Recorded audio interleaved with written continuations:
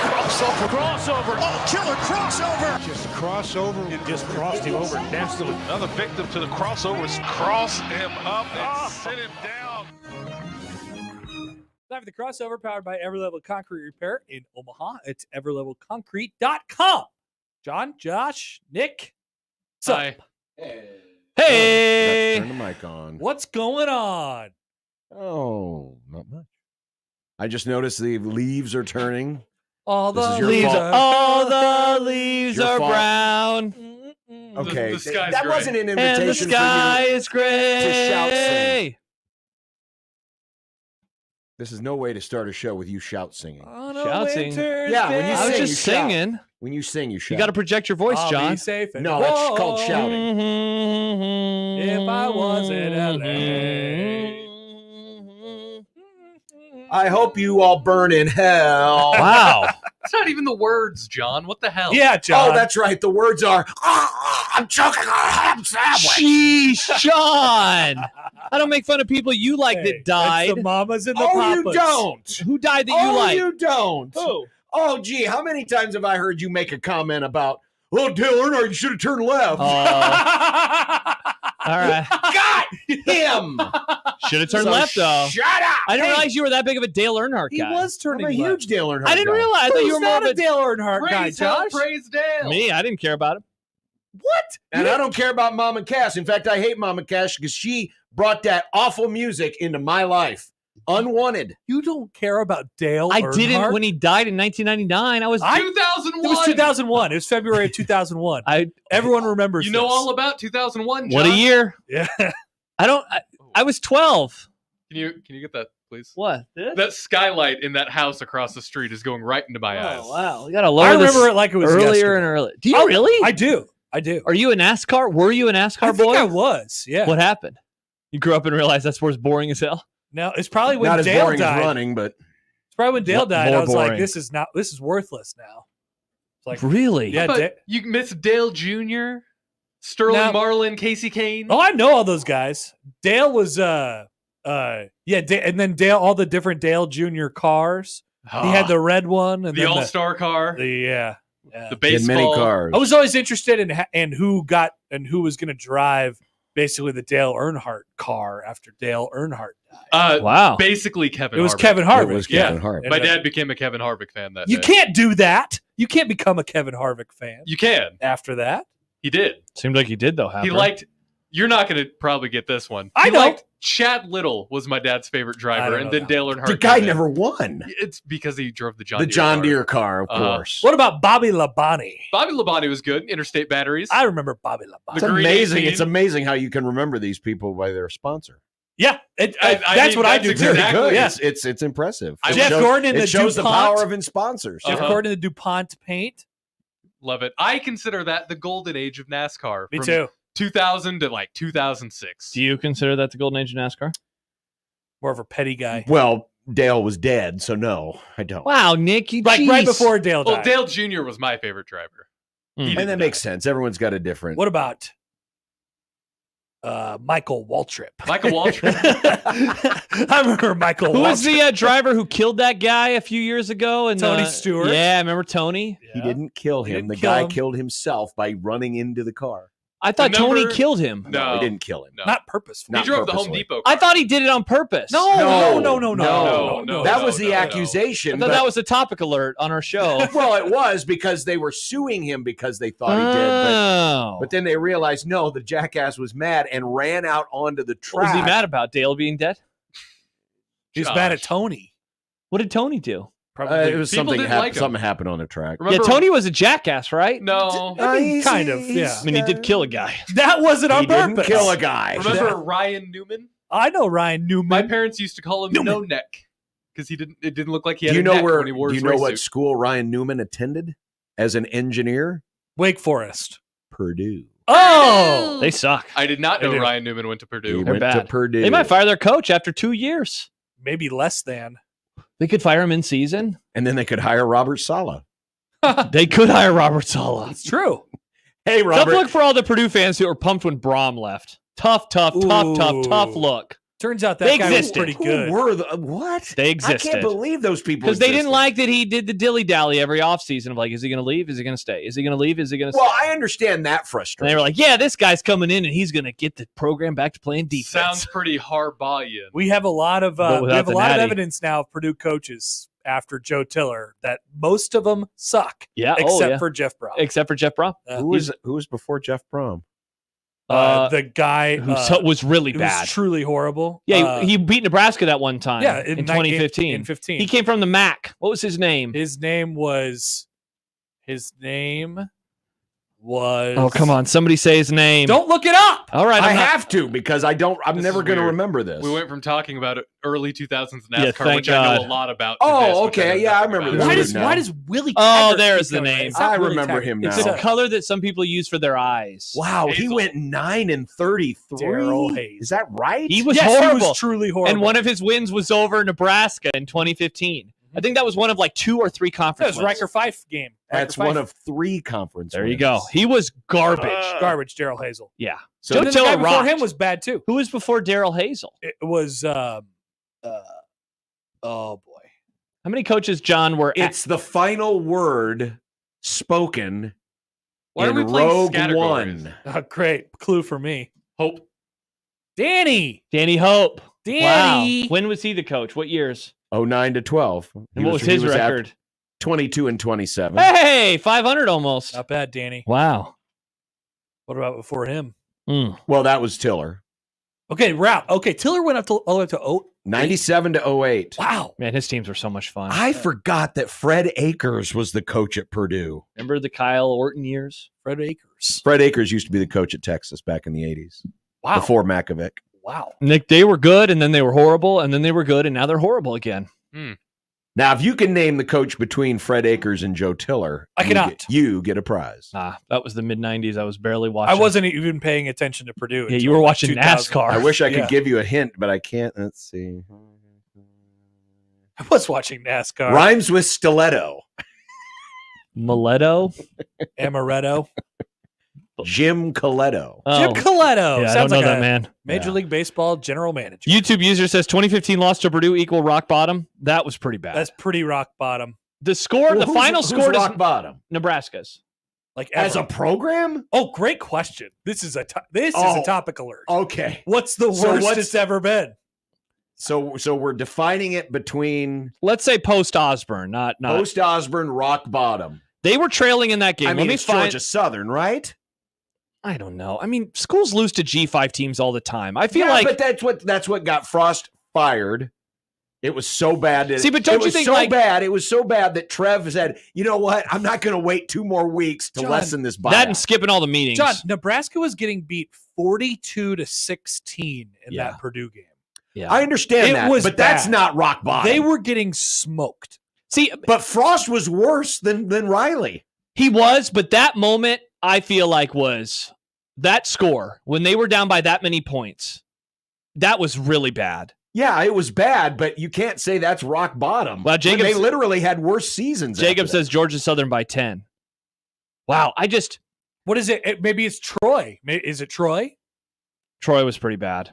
You talking about the Frost loss Yeah. to Troy? I mean, That hell, Michigan but hell, game- Michigan but the then week Michigan was- after. That was probably that worse. was the day that's the day that he declared rock No. bottom. What about one of the COVID losses, the Illinois or the Minnesota? Bad. Those were horrible. Bad. The Illinois one was garbage. That team sucked, and Nebraska got ran out of their building in Fake that game. punt. They got reverse covered, the fake punt. Yeah. Horrible, horrible, You know horrible what? game. Put- Oklahoma State says Jacob. Is this Put a it on the list. summer topic? Next. What? Yes. Send me a calendar what- invite. Nick, send a calendar invite, and let's get some pertinent details in here. Crossover, October 8th, after But NASCAR. what did we call the show? Was that the show we called Topic Alert? Topic alert, the July 4th show. July 5th show. Yeah, when we had to work. Well, Yeah, this that year, sucked. July 5th is a Saturday. Yeah, we're not working July 5th. We're And not off working July 4th either. So this could be the July 3rd show. Yeah. Okay. All right. The Topic Alert Nick, show, July 3rd. Make the invite, though, for July 2nd so we get an idea for the Right. following day. Because Make it's it really Topic Alert. specific. And Yeah. so one of the Rock topics bottom. is identify Nebraska's modern rock bottom. Now, Jacob, did I read this one on the air or did I just say it in my head? Oklahoma State with Callahan. That is a good one. They were down 38-0 at the half. But again, they came back under ball. So- that can't be rock bottom. Why can't it be rock bottom even if you're better afterwards?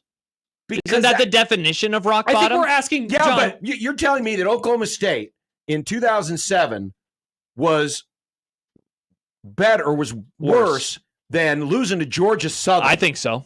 No way. No way. See, but maybe I actually think Georgia Southern was. maybe I'm okay. Maybe I'm more forgiving of G5 losses. It just happens so often in college football. Like, let's pretend Oklahoma State ain't no real quick. G5. So let's use Alabama. Alabama next year. Let's say they lose to a G5. Don't you think people would still point at the Vandy loss as more of a rock bottom than they would the G5 loss? If Alabama lost to a G5, It'd be pretty funny. Dude, they hate Kalen DeBoer. Have you been reading these columns? I have. Whew, they are mad at that guy. Anyway, yeah, I get. Okay, so I disagree. I guess So we what disagree. we're really debating is just flat out the worst loss. Or, okay, all right. Texas Now Tech, we're 70-10. destroying this topic, but Yeah. I guess we can always bring it back. That's true. Maybe could we identify rock bottom as Frost trying to back out of the Oklahoma game? That was really bad. bad. Really Because embarrassing. that's the moment for a lot of people where it was like, I can't okay, believe this guy, Yeah. this guy's lost. This guy, I mean, when we had already kind of been leaning in that direction. I was out on the guy by that point in time. But for a lot of people, that was a Yeah. moment where like, wait a minute, we've been working all this time to get this game back, and there was all now the you're trying Tell to get me rid of you it? don't have a clue without Yeah. telling me you don't have a And then clue. were all the denials of like, it's not true. So what if Right. it I know. was? Yeah. You know, it just like that was the best part of that There were for some all people the like sycophants. defending it that day. I know. Like, I like it. It's like, I don't want to play wanna win Oklahoma. games. I don't want to play tough games. Yeah. I just want want to win games. I just want to win. I really want to play Oklahoma. Yeah. I just want to beat Northern Iowa. Who wants to play them in the 50th anniversary of the game of the century? No, I'd rather play Georgia Southern. God. I think that's the answer. I think That it's- is a pretty good one, John. I think that's rock bottom. Yeah. It's pretty good. It's pretty good. Now we'll see if we remember that next Yeah. July We will. 3rd. You got that for Nick, Topic for us, Alert Nick? Yep, it's 2. sent. Nice. Topic Alert 2, Electric Boogaloo. Oh, that'll be a great show. It actually turned out to be a good show. I don't Even though we remember. were I was gone. you were Oh, gone. that's right. You were gone. I had to go to the mountains. Unreal. I had to go to We the had to mountains. work. I had to go to the mountains. Yeah, but I we did- worked from home. We well, worked from home. But Thank if God. you remember, at the end of Topic Alert show, what happened? They They fired they fired the coach. They fired Evan Cooper. Evan Cooper. Yeah. So I actually ended up listening to like the tail end of Topic Alert show. Because wait, did that happen when we were on No, the it air? happened off- right it after hap- the air. Oh, Right yeah, after it the was show. just like when they fired yeah. oh my god, I'm forgetting the name. The DC. Oh, Shenander. Banker. Yeah. Banker happened right after our show too. I mean, and we I think we literally- actually stayed on. Well, for we another came hour. back on and did like 5 minutes Mm. into Fox and then said, okay, got a Creighton basketball game, got to go. See you later. Yeah. Mark Banker getting fired. Their practices must be a bloodbath. Bloodbath, and then he's fired a week later. Or maybe rock bottom was the Lee Barfneck column Which where one? About the Shim Shams? where Eichhorst was, well, that too, where Eichhorst was saying that the best coach on campus was Diakomania. That was awesome. Man, I miss Lee. Yeah. I miss Lee just dropping in his takes. Yeah. Even when I disagree He with would him. always drop in something out of the blue. Be He like, really would. It's like, Damn. he'll just say, remember this? Like, actually, I did forget about that. Thank you. Lee." The best part Oh. was he wasn't on the beat. He was I just know. like, he just occasionally just draw. He was doing basketball. He would Doing just basketball, parachute he's like, in I with gotta this take- like parachute in like, and just say, time to eviscerate. my name's Lee and here's my flamethrower. He really did do that, man. Oh, good times. And it usually was good stuff. It was. All right, It I got a really- calendar Indeed it invite was. From Nick, it says, identify Nebraska's rock bottom for tomorrow. This is for July 2nd of Yeah. 2025. Nice. And the notes are, from the October 8th crossover, after we talked about early 2000s NASCAR, we wondered if we could pinpoint when Nebraska hit rock bottom. Discuss on July 3rd. Thank Wow, you. Nick. Now that's Excellent notes. Very Thank you. good definition. Yeah. Good detail. I'll accept that Can we invite. Because go you know back what I'm to gonna talking do? about NASCAR? I'm gonna then go and find the YouTube video of this right now, and I'm gonna rewatch it to see. Say hi to future Yeah. Josh. Hey, Josh. Bye. How's July of Hi. 2025? John, it's almost your birthday. How about that College World Series? Yeah. Oh, thank God it's Oh, over. Am I man. right? It's almost football season again. Can't believe Stony Brook won. Came out of the blue. Wow. Nebraska didn't make the Big Ten tournament? Ugh. Yikes. Oh, which no. one? The baseball. Oh, Oh, would tournament. they fire their guy if they didn't make the Big Ten tournament? That'd be pretty rock bottom. Yeah. It's happened Let's before. Save that. How many teams go to the Big Ten tournament in the new league, in the new I think format? it's I would assume it's still 8. 8? 8. Yeah. Wow. I think. Because how many baseball teams are there now? Is it 17 or is it 16? Does everybody from the West Coast have a team? Yes. Yes. So it's For some reason I 17. couldn't remember if Washington They do. did or not. Yeah. Washington. Oregon does. brought theirs back like 20 years ago. Yeah, and they're good. Yeah, they're awesome. They still haven't made the College World Series, right? Iowa Don't they State always get should on the bring theirs doorstep? back. They were. They are in the regionals a lot. They've been a Yeah. super the last 2 years. I Yes, think. they have. It'd be cool if they came. All the Youngs could get the Oregon Duck hats. Quack. Be great. I don't think the Youngs like Oregon anymore. Who do the Youngs like? I mean, like I used to like to wear my reversible Oregon shorts. Kids don't do that. Not anymore. Who's Gen Alpha's favorite sports team? Nick? I'm not Gen Alpha. These are your people, though. But Nick. you're They're close. not my You're people. close to them. Yeah, you're close. It's like you're like a boy band where the audience is younger than you. I feel so disconnected from people who are 3 years younger than I am. I don't know what Wow. the kids these days like anymore. How can you feel disconnected from people only 3 years Because younger? he works with us, probably. I think it's or because 100.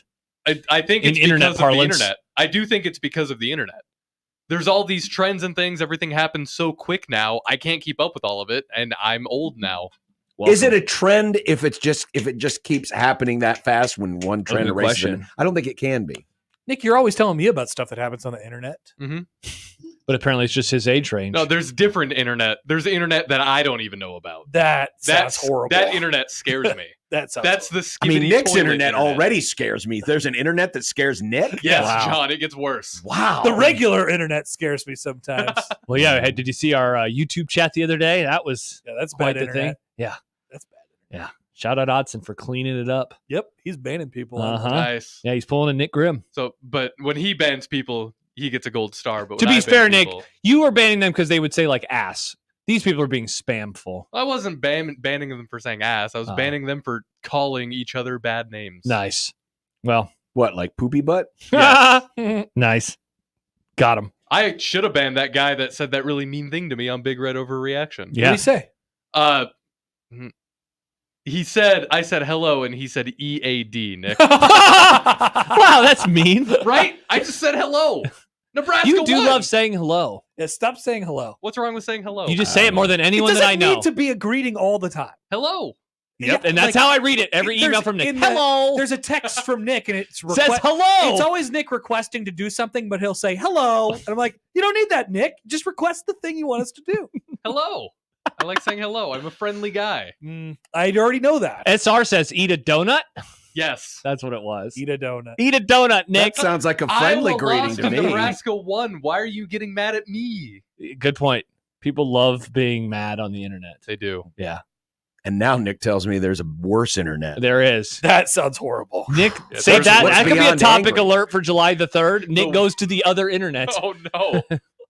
Tell us what's going on. What's add it, that? add it, Yeah. add it to the notes section on Yeah. your invite. Accept the invite. Seriously, I want to know that. I want to I think I need because TikTok imagine for how that much internet. darker it'll be in a year or Oh, yeah. 9 months or whatever it Oh, is. Man, Oh, yeah. our lives are going to be Oh, way yeah. different. Indeed it was. Dude, it was. Uh-huh. The Royals will be defending World Series champions. Yes, they can. Yes, they can. Hey, Bob, can the Royals win the World Series? Yes, they Yes, can. they can. Man, what a baby. So Did you sad. ever like Bob? I used to be a big Bob Yeah. Costas fan. Man, what happened to that guy?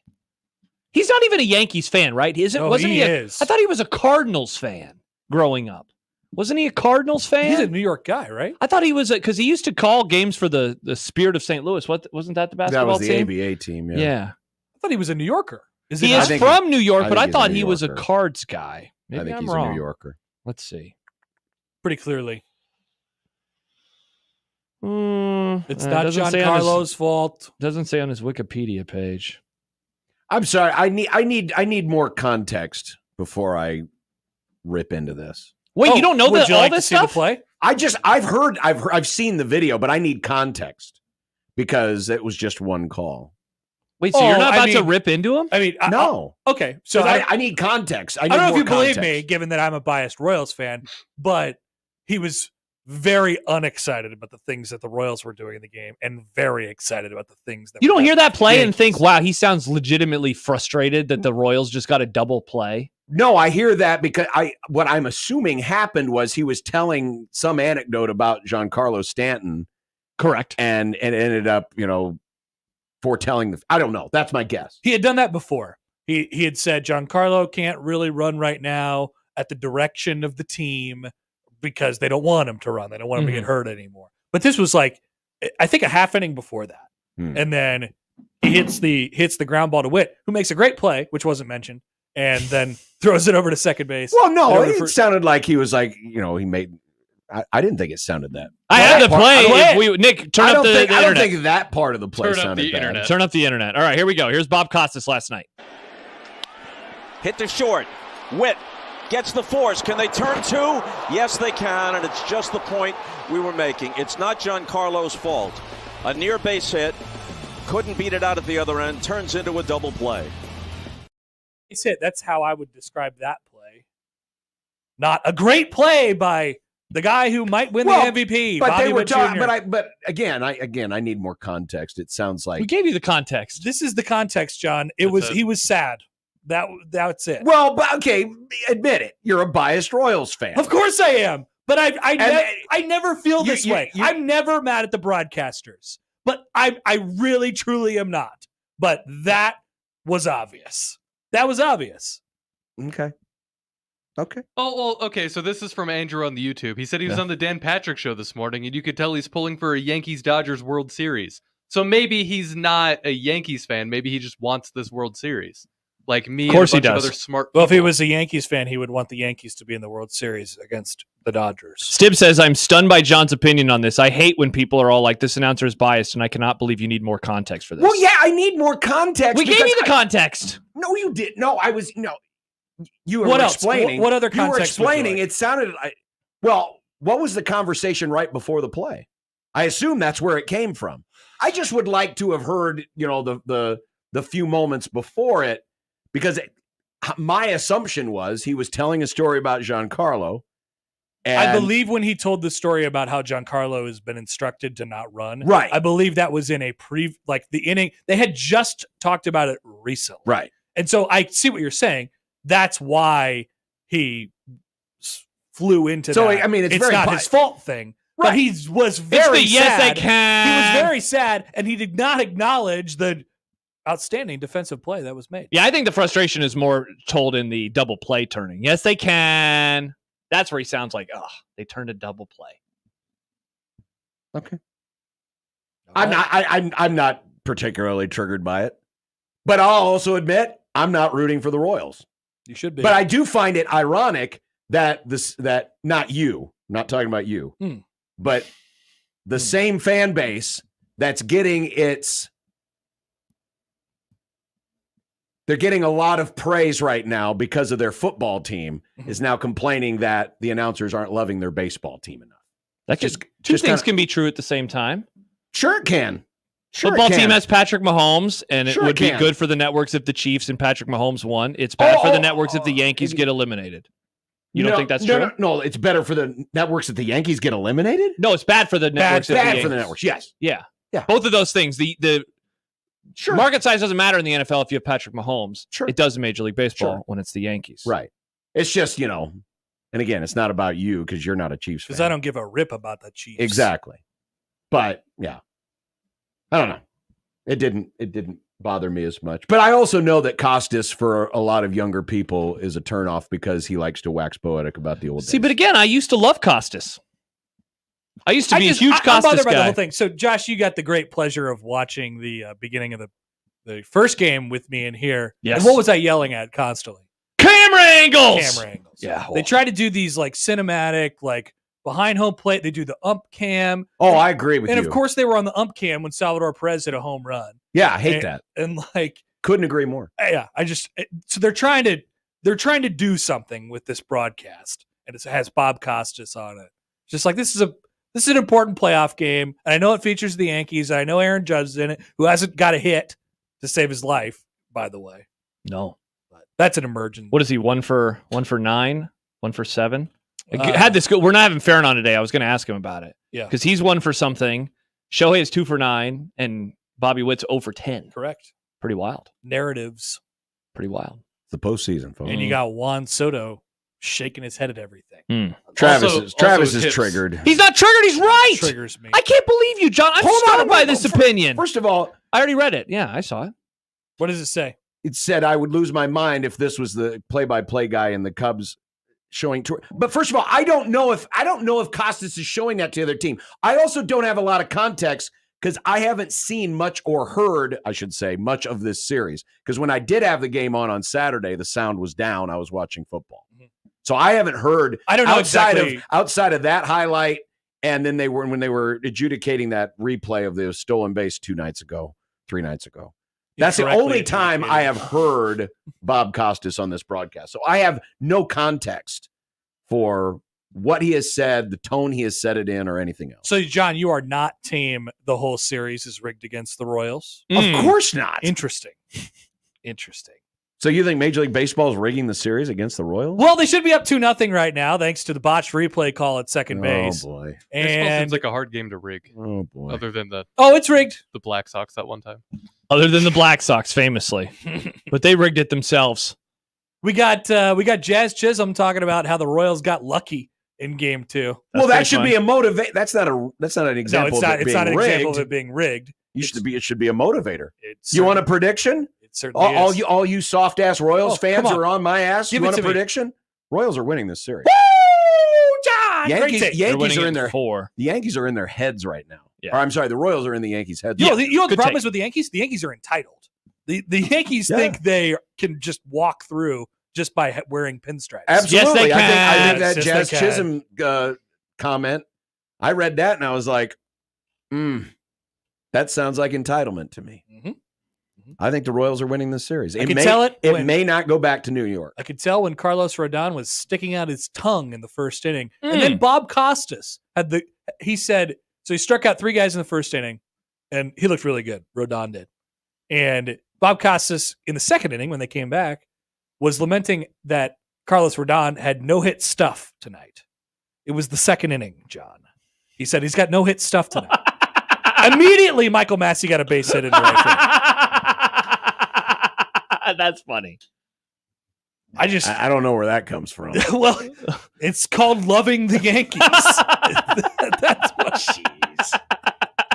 If this is the way it's gonna be, man, we need the Yankees to win this damn series. No, I'm not being annoying. I'm being regular. I'm being normal. No, right but now it's like, the world's against us. Everyone disrespects. I don't believe that. Now it's everyone disrespects the Chiefs. Now it's everyone disrespects the Royals. No, I don't think that. I think most people. Let's face it. I'm mad at the Yankees for their actions. There are more people in this country rooting for the Royals than for the Yankees. 100%. I made because that the point Yankees today. are like the Cowboys. They're easy to root against. Yes, 100%. Agreed.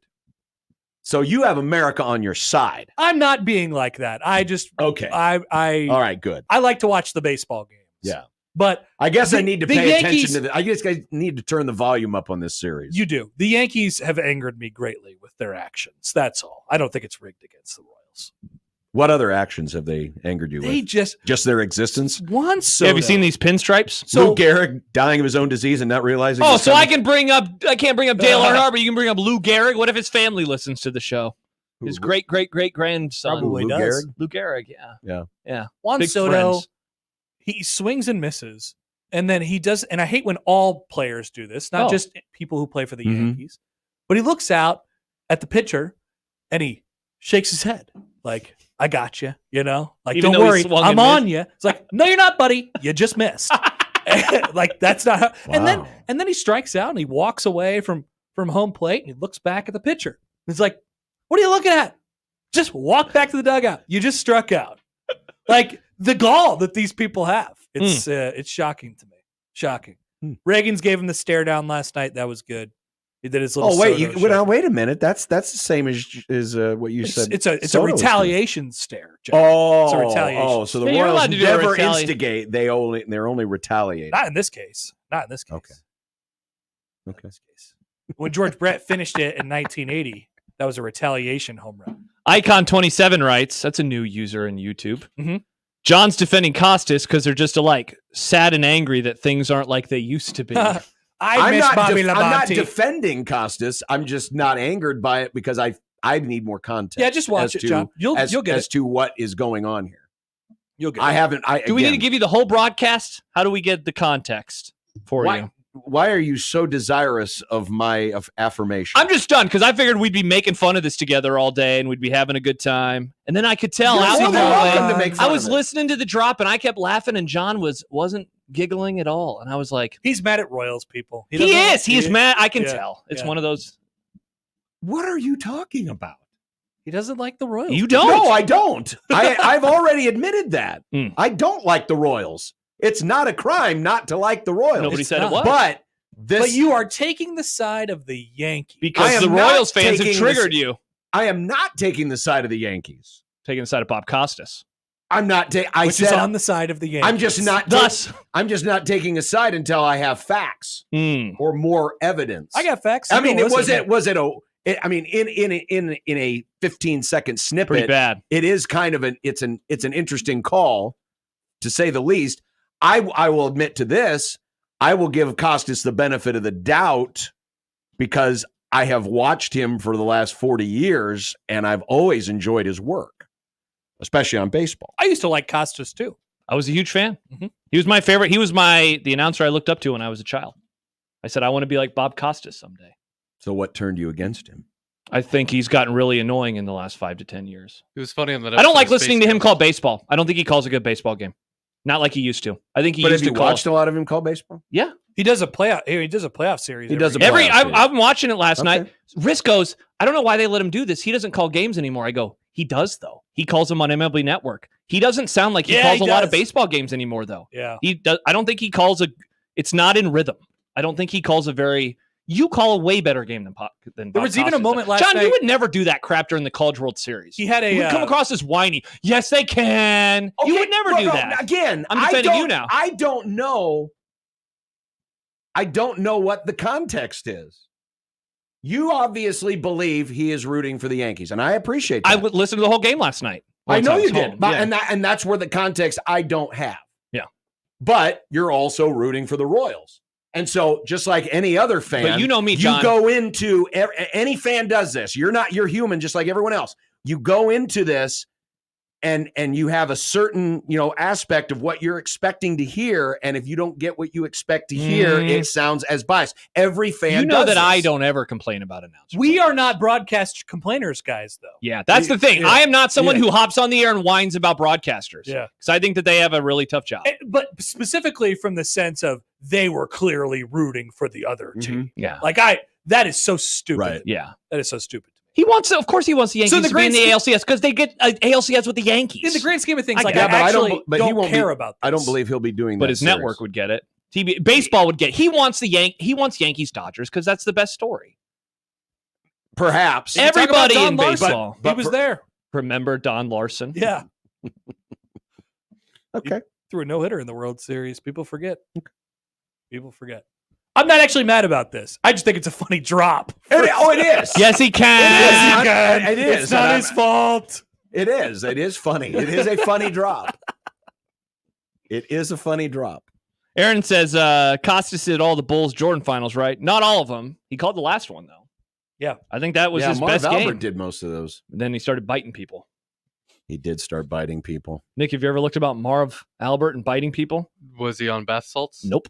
You should check out his Wikipedia page. Guy. Just biting people? Yep. Controllably? Well, that was where the disagreement lied. Oh. He called a good game, though. He sure did. Until he stopped calling good games. Remember at the end when he called college basketball games? He was in Omaha one year. Long ago, yeah. He was bad. Yeah, it was tough. He sucked. Yeah, it was tough. He was my favorite basketball announcer. Our heroes, Josh. Mm-hmm. Yeah. Our heroes. Yeah. Oh, what they turn into. John. Now I got to wait for another day. Yeah, you got to watch Game 3 now. Be excited. Guess I do. What else is on Wednesday? College football. There's college football on Wednesday. Dude, remember, this is the stretch of every day. Tomorrow, New Mexico State and Jacksonville State. Give me a break, hey, Josh. John's favorite school, Liberty, is playing tonight. I know you'll be locked into Liberty versus FIU. Who doesn't? I just don't understand this, why people don't love Liberty. It's in our Constitution. It is. We should love liberty. FIU is the pursuit of happiness now, university. Right? Yeah, so, we yeah. should be life, liberty. It's life university. It's the only university that has it's in the motto. Life, liberty. I mean, now if you know what, yes, I think the University of Nebraska should change its name to the University of the Pursuit of Happiness be or careful. life. Yesterday, John was talking about Liberty, the Navy, and Army. Yeah, he got some guy triggered. And a guy called me. Why don't you respect the other troops? There's other branches like the But they weren't The undefeated. Marines and the Air Force. Yeah, John was just Yeah, celebrating well, Army and Navy. Marines University. I was To be celebrating fair. the undefeated. Merchant The You were. Army is undefeated. The Mhm. Navy's undefeated. And Liberty, Mm-hmm. historically undefeated. That's true. Indeed, it was. Dude, it Pursuit of was. Happiness, also undefeated. Actually, not everybody gets to that. I was going to No. say, yeah, Yes. some people are pretty miserable all the pursuit, time. Yeah, you can pursue it. You can try as hard as you want. I'm glad that we're all entitled to try. to There be you go. happy. Hey, that's what the Constitution guarantees. The attempt. The attempt. Well, at yeah, it. you can't guarantee happiness. Correct. Some days I'm happy. Some days I'm not. just the pursuit. Yeah. I'm pursuing I've it. been in a pretty solid I'm mood trying to today. pursue Bob it more, Costas John. went into last night pursuing happiness. He did. Yeah, but then the Apparently Royals won. Apparently got he sad. didn't find it.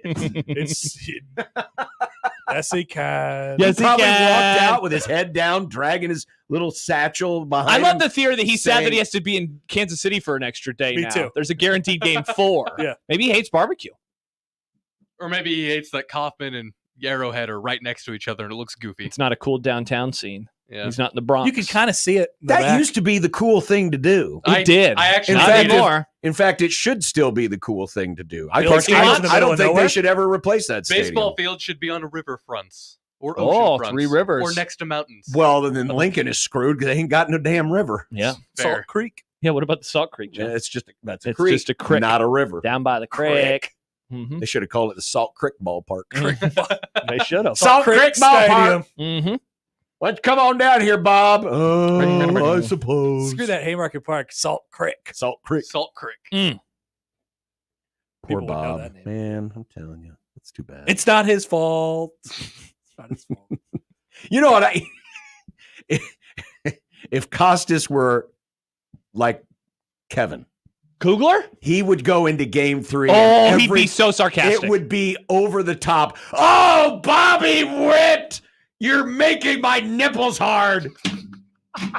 Save that as a drop. Yeah, there you go. Chuck. He would. If it was Kevin, he would turn it up to Can 11. you believe Bobby Witt? They get Look at this fan base. They filled every seat. Hey, what was the other thing that he said about like singles? Like, yeah, but all of his hits are singles. Michael Garcia had 4 hits. They were all singles. And he was angry about it.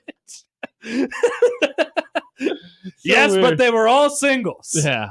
I would think he would enjoy that being I thought he was an old school baseball guy too. because singles were what I mean. That's what Pete Rose did for a living. A lot of Mhm. singles. He should enjoy the Royal style of baseball. Get him on, get him over, get him in.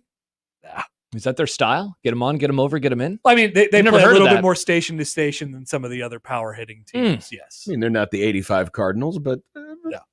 they do their thing. They steal, they run. They do their thing. Bobby, my nipples are hard. That's a good John drop. Uh-huh. It's a great John drop. Thank you, John, for You're that welcome. drop. Indeed it You're welcome. was. But seriously, I hope he goes over. That'd be the top. really too. funny. That'd be great. Just- What a great city Kansas City is. We love being here. And We then- love the Royals. Then you'll Oh, get a we bunch love of the New Yorkers. Hey, what happened to Costas? Hey? He was I one of kept us. rooting for Kansas City. Where is Kansas City? I know it's not in Kansas. Hey? That's exactly what New York There is a so Kansas City, Kansas, Yeah. though, so it is in Kansas. Not Not I the know. Royals. Not the I know. Royals. I know. Royals. I know. Not yet. Yeah. Not All yet, right. anyway. Royals. You'll wait till tomorrow. We'll wait till tomorrow. Hey, we got other baseball. We got Mets, Mets, Phillies. Phillies, Coming and up. Padres. Oh, yeah. Dodgers. Is that at 3? That's Yep. in the Hell afternoon. yeah. What? 4. 4? 4. 4. We'll see most of Four. it. Ah! It's almost the end of the show at 4. Bye. It's All only right, bye, halfway. Happer. There's Happer. All right. Well, when we continue, Yeah. it's a Tuesday, Let's do it. 1620 The Zone.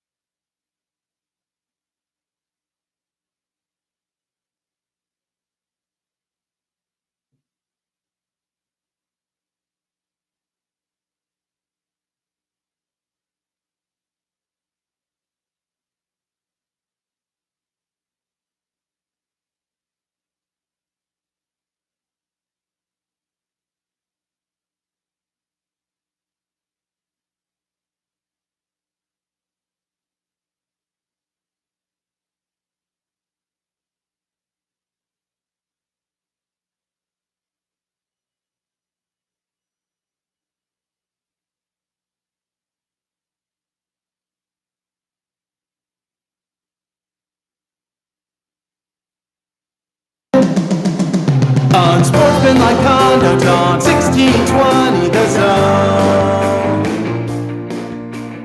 Husker Athletics, Creighton, and yes, UNO. Don't miss a moment, they'll give you your fix. They're on every day from 2 until 6. Spend your afternoons with John, Josh, and Nick.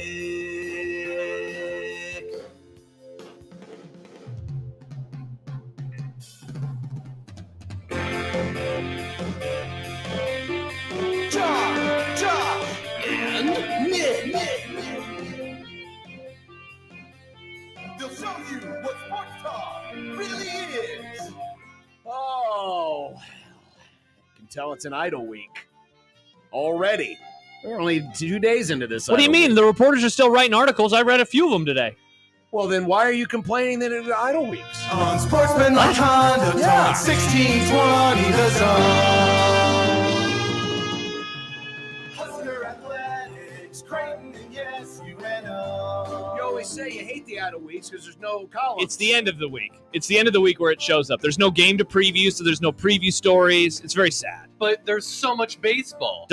I do care. I don't read a lot of preview stories. You don't? Well, because we do so many previews on our own, I feel like I've previewed myself. That's how I learn about the team. I look at the stats and I see what's going on, get some quotes. It's always nice to have quotes from the opposing coaches to see what they think of their own Maybe team. you can jump on early and start watching film for next week. I could. I actually idea. was thinking about doing that yesterday, and I just never got around to any Indiana film. That's a great idea. Because they've been whooping ass this year. Whooping ass. Yes, they have. Mm-hmm. Yes, they have. Big noon. We didn't talk about that enough yesterday. And John, now defender of the announcers, Gus Johnson on the call. Well, how great will that be to hear Gus? Again, I wasn't defending Costas. Does a great job every time. Never says anyone's name wrong. I never. See, that's my biggest problem with announcers are ones that aren't prepared. That bothers me. Oh, and I can tell when indeed those it are not was. prepared. It was. Yeah, it's very obvious to tell. Yeah, very. Well, glad to see everyone's in a fighting mood today. I'm fine. I'm not really in a fighting mood. Yeah, I'm pumped. I got zone interviews tomorrow. Well, maybe that's why. Are you the one in the fight mood? No, I wasn't fighting. John, are you going to try to punch us? Yeah, geez, John. Why would I? Just trying to work. I'd like to. I'm not Shane. It won't go over my Yeah, head. he's not Bob. Yeah, there's too much stuff in the way. Yeah, there is. It's There's different just than way it used too to much be. stuff. Bob in the would have way. hated this. None of this stuff was here when Bob was Who's here. He had a interviewing clear- Bob? Is that Gary? He had a clean target. Yeah, ask Bob. Have Gary ask Even Bob with what he would have Shane thought sitting of below the desk level. Cameras all over him in the studio and lights. Yeah, I mean, I got this camera thingy here. And I got this monitor. These monitor things here. and This monitor. Remember when arm this thingy. monitor used to give us glorious things to read? I do. Would open up things. Oh and we'd man, read I them. remember so many glorious things to read. Don't have that anymore. So many great things to read. Things like, hey, did you know that this week's half-off deal is Scary Acres? What? Featuring 3 haunted attractions like the Master's Castle. The Master's Castle. So what are the little guys who wearing the all-white jumpsuits going to come out and say, shh? That'd be pretty funny. That'd be pretty funny. They'd be very confused. What's the Venn diagram of Scary Acres fans and Masters fans? Ooh, very far apart. Yeah. I know that there are some people for whom the Masters would be a scary place. Yeah. House on the Hill and the Haunted Woods, the fun. other haunted attractions, and Nick's going to be giving away a pair of super combo passes that get you into all 3 attractions. What? Sometime during the program at your discretion. I have now handed the ball to you. The baton, John. You've handed the baton to him. No. The martyr baton is the martyr baton. This is a different baton. It's just a regular baton. No, this is a ball. Okay. Because you'll have a ball at Scary Acres. And don't forget the zone deals go live at 9 a.m. Friday morning. Only on 1620thezone.com. Yep. Aren't you proud of me, Nick? So, yeah, we used to All do right, it got there. it in. It's just right like that. Good job getting it in, John. You're doing welcome. a great job. I'm doing an excellent job in every respect. Speaking of Gus, Chance wants to know, what's going to be Gus Johnson's nickname for Dylan? Range Rover Riola? Dodge Viper Dylan? Oh, Range Rover Riola. I think Range Rover Riola works better because of the alliteration. I think we but should it start doesn't calling really him that. make sense, does it? Range Rover. A Range Rover is supposed to be something that goes over rough terrain, even though it doesn't. Well, what if he ran through a defender on Indiana? That'd be rough terrain. Highly unlikely. Yeah, he doesn't like running. No. By the way, when we revisit 10 questions, one of the questions was, how many rushing yards will Dylan have? I'm feeling pretty good about my prediction right now because there's a dash next to the number, which stands for negative. Oh. He's in the negative right now. More than I even expected, though, if I remember right. Yeah, it's not very good. It's not great. No, it's not. The referees at John Higgins Weather Guard presenting the Grum down. I'm almost afraid to say this because I will be accused of bias. It was a good night in Kansas City. They both won, John. I'm surprised. I'm sure some people say, no, it was a great night. It was the best night ever. You'll what be are you proud of talking me. about? I had the baseball game on with the volume. I guess she had the baseball game. Do you think they had the baseball game playing somewhere at Arrowhead? Probably on someone's phone. Oh. Yeah. They did a Let's Go Royals chant towards the end of the game. Oh, that's fun. Yeah, when they found out that it was over. Yeah, typical bandwagon Chiefs fans. Nice. Oh, did they win? Okay, it's safe to cheer for them. Man, I forgot how the Kansas City sports ecosystem has really just gone 0 to 60 inside of your rent-free brain. What? Seems like you're annoyed by the Chiefs and the Royals.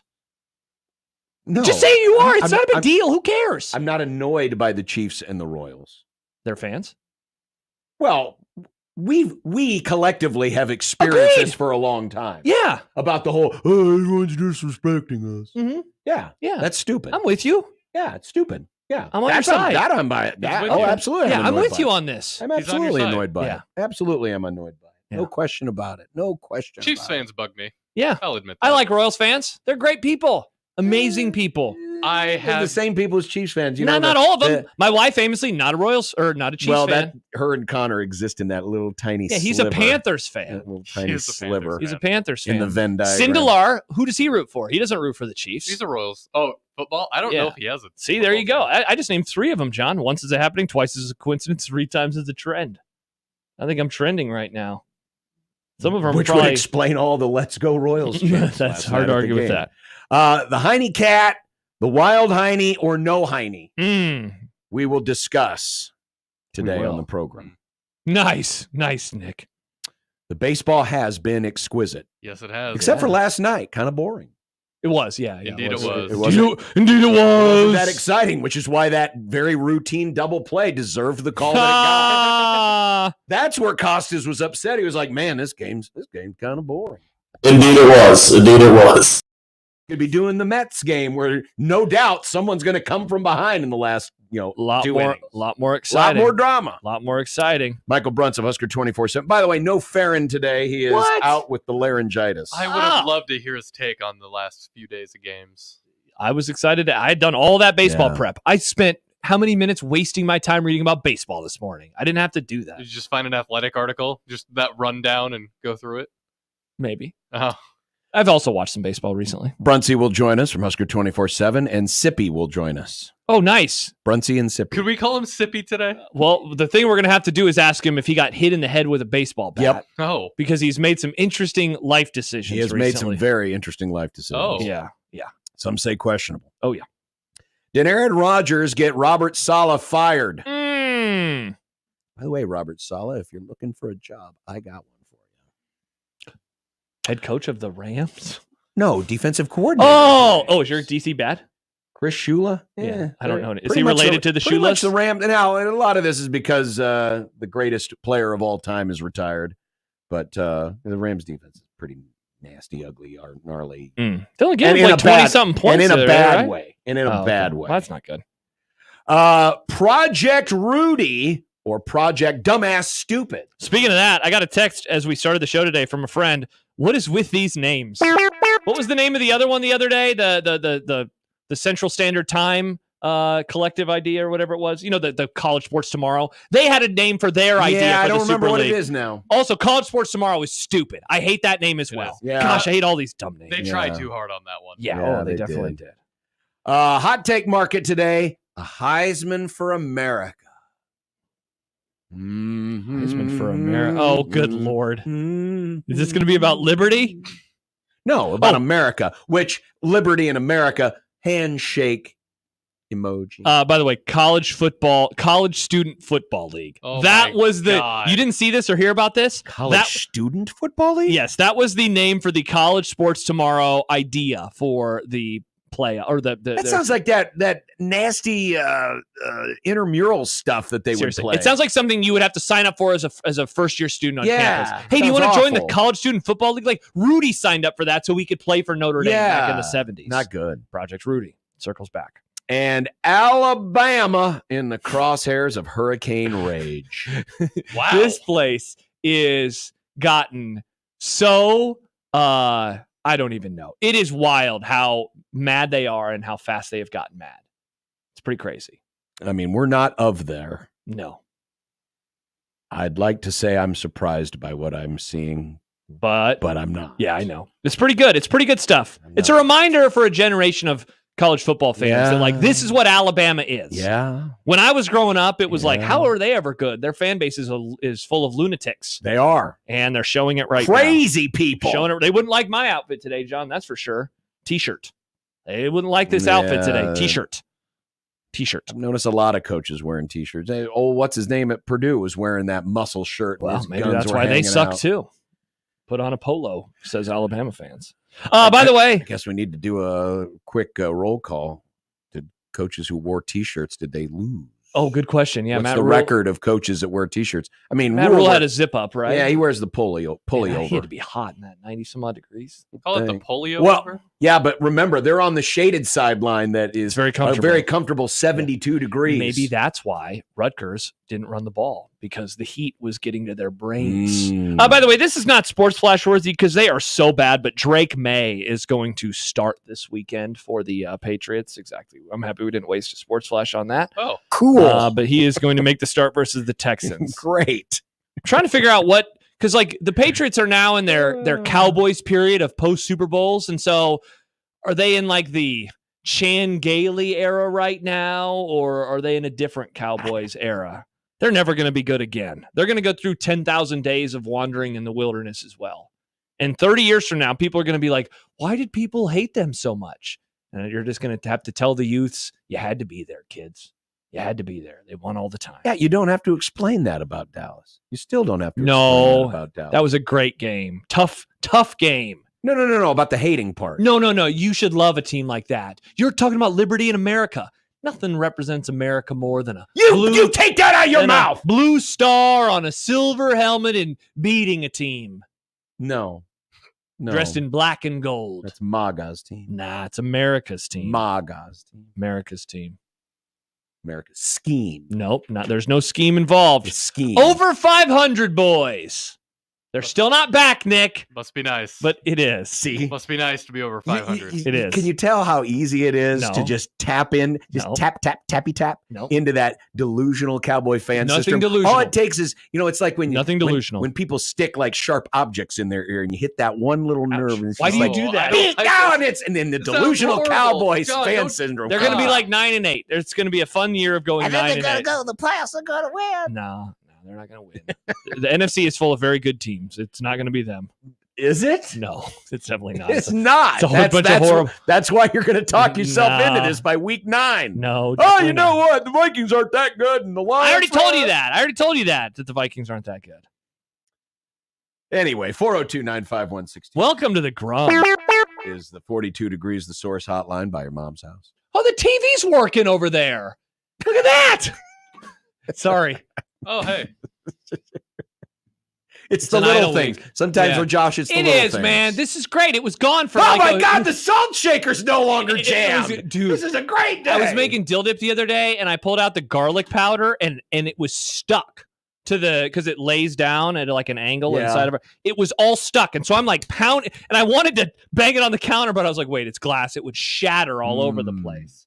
So yeah, it is the little things. It is the little things. Good job not banging it. Yep. Wait, your garlic powder's in a glass? Yeah, she bought a bunch of these glass ones, so with fun labels on them, Yeah, but then because they all fit in the thing. Then you can't beat the crap out of it. Yes, you have to go. You know what? You should maybe put a little rice in there. Oh, would that help? Yeah, it takes the moisture up the moisture. Yeah, it takes the moisture out. Yeah, I figured because of the humidity, right? I was used to, in the summer? sit, way back when I would see little rice flakes. What do they call rice? It's just rice. Rice, yeah. But you'd see it at the bottom of the sugar shaker, and I'm like, Mom, what is there?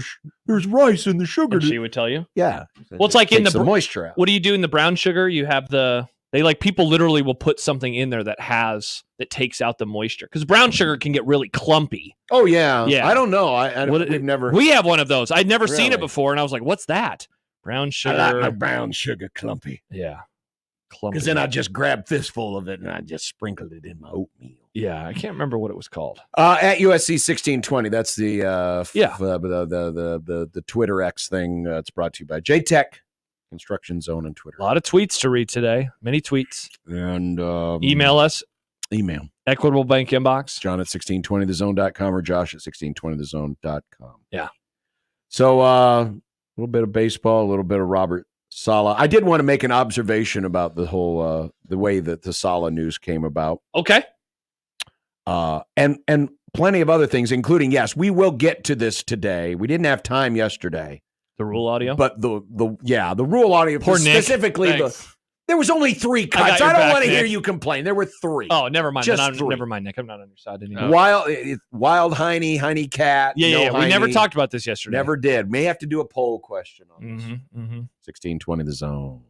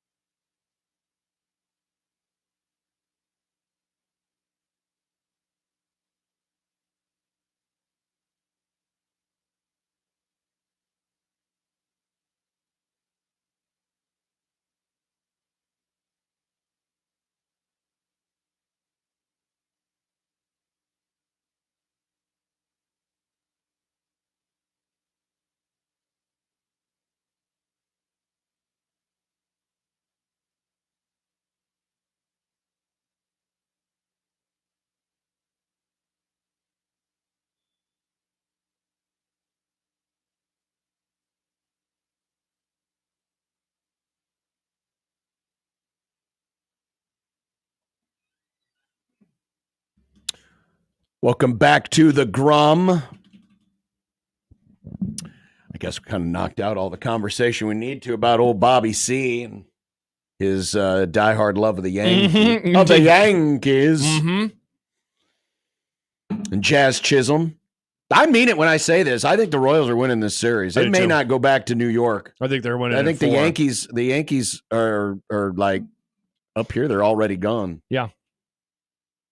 They don't know how to deal with this. As a fan of a franchise that has gone by many, many years without winning at the highest level, but still has the expectations of winning at the highest level, I recognize something in their team that I see in my own.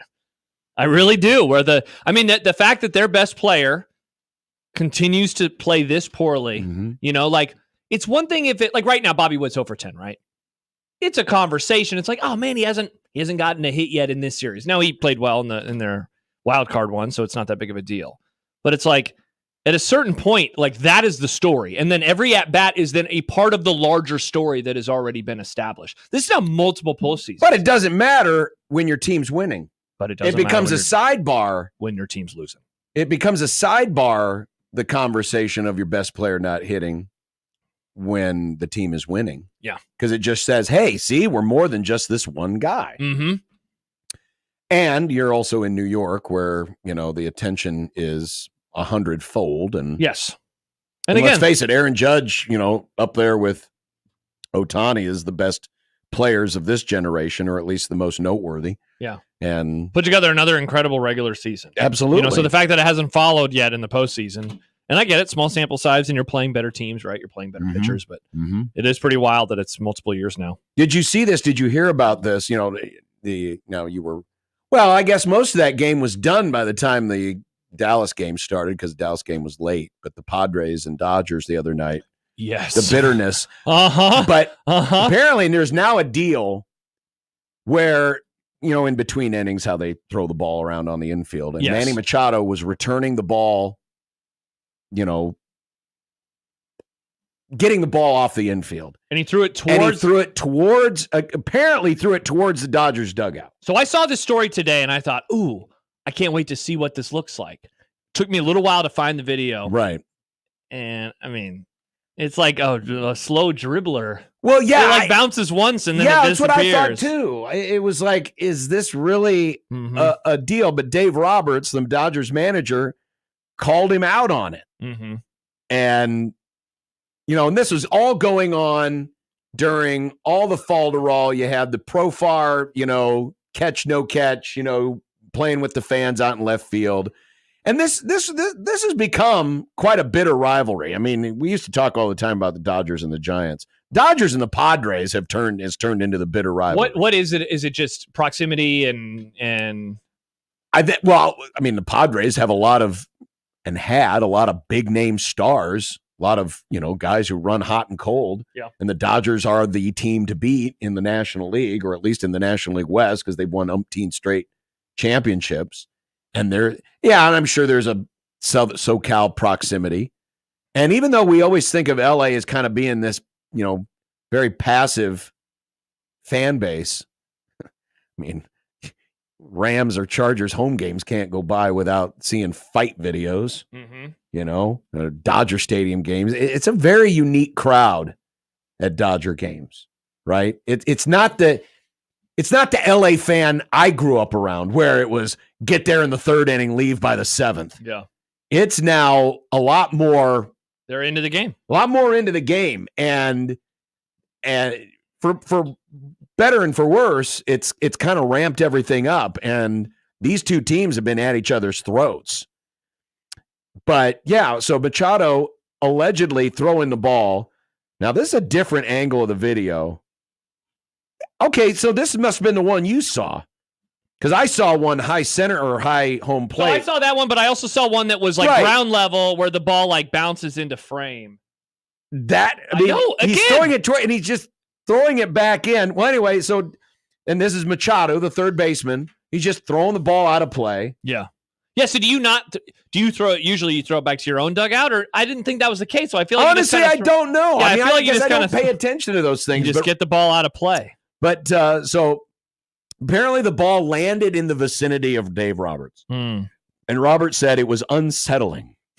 Obviously, I have a relationship with Manny from years past. There was intent behind it.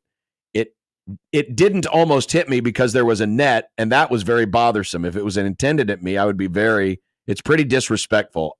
So I don't know his intent. I don't want to speak for him, but I did see the video, and the ball was directed at me with something behind it. But I don't know what led to that. I don't know I don't know what he's seeing. Now, he was there. I wasn't. But judging by the video I saw, first of all, I mean, if you're throwing at somebody, and there was a very famous incident many, many years ago. Like this? No, where, throwing at a guy. So Andrew Molina was walking off the field, and Ben Christensen was a pitcher for Wichita State. And he threw at him.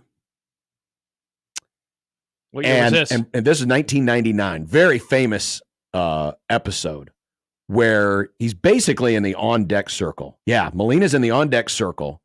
And Christensen intentionally, as he was doing his warm-up tosses, just whirled and fired at him and hit him in the head. Oh, wow. Okay. If it was something like that, I could but when you're talking about he's throwing the ball and it's hitting the ground, and I mean, could it have been toward it? Who knows? I mean, to me, I've seen multiple angles. It looks like he just kind of throws it over there, but there's not like a total wind up. And right. He just is tossing it over to get it off the field. Yeah. I don't understand. But that's just going to add more juice to the flame. Yes, it will. For tonight's game. And could be interesting. And then we need to go over to Fox here. We're going to be having baseball here pretty soon. I thought Nick said it was at 4. Oh, is it at 4? It said 4 earlier when I checked. Oh, I thought it was at It's 3. at 4:08. Oh, that's too bad. Yeah, so we still have an hour to go. All right, never mind. We can wait. Yeah. But yeah, we get the Mets and the Phillies, and of course the Mets, they can't play any game that's not dramatic. But this morning, the news broke that Robert Saleh has been fired as the head coach of the New York Jets. Yeah. And certainly there's been a lot of scuttlebutt and debate on whether or not Saleh and Aaron Rodgers are getting along, that, and certainly the season hasn't gotten off to a great start. They're only 2-3. The offense has been a little clunky at times.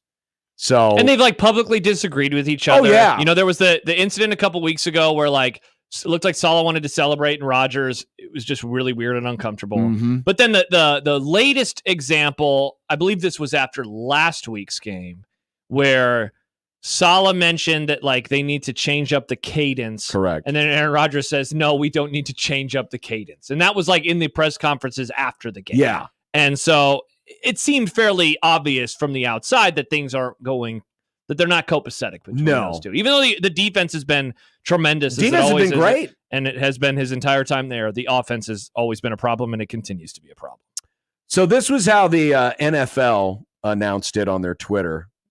Jets part ways with Robert Saleh. You get the breaking, and you get Saleh with the pouty face, the sad face, and the arms crossed. Mm-hmm.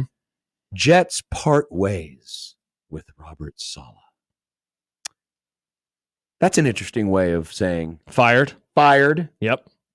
And I saw this, and I'm like, really? Why can't we just say he got fired?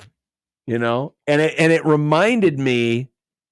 One of the best George Carlin bits ever was when this is from one of his comedy specials 30 years ago. And he's talking about how the language is getting softer, how we're taking meaning out of language by making it softer. And he's describing, back in World War I, when, guys had to be taken out of action because the pressures of the battle were getting to them. It was called shell shock. Yeah. And then we got to World War II, and that same syndrome was called battle fatigue. Mm-hmm. So it's a little softer. And then you get to Korea, and it was called operational distress. And by the time we get to Vietnam, and we're kind of still using it today, I was going to say, what is it now? It's post-traumatic stress disorder. Yeah, PTSD. And it's just you're just, it takes it takes the meaning, the guts out of it, because when you say shell shock, it's like, whoa, big deal. I would argue that PTSD is a better descriptor for what it is, though. I mean, it is a descriptor. There's no doubt, but it takes some of the. I feel like that's a harsher term than battle fatigue. Battle fatigue sounds like you're just tired. Probably, but it's just this. But it's the notion of, we part ways. No, they fired him. They fired his ass. They straight up said, "Hey, it's got to be him or it's got to be him." Oh, guess what? We ain't picking Rodgers because he's supposed to be our savior. It's that guy. Get him out of here. The player. But I just thought that was an interesting way of going about it. It is fascinating though. With you got 7 teams now getting into the playoffs, and I saw this opine somewhere else today that the temptation to move on a coach earlier. We talk about it in college. Because it gets you out. Yeah, it gets you out in front of it when it's time for, hey, let's go out and get another let's be ahead of the line when it comes to all the hot free agent coaches and about recruiting. And now they're talking about it in the NFL. Well, hey, there's extra playoff spot available, and you can make a move on somebody and maybe turn your season around. And if the best player, and by the way, right now the Jets are an 8th seed, and obviously it's early, only 5 weeks gone. Very early. So, but they're still very much in the mix. They have to believe if we can get this thing turned around, if we can get this thing fixed, if we have somebody that the quarterback believes in, then maybe we can make the playoffs. I don't know. I've watched the Jets in full once or twice this year, and I've watched bits and pieces of a lot of other games.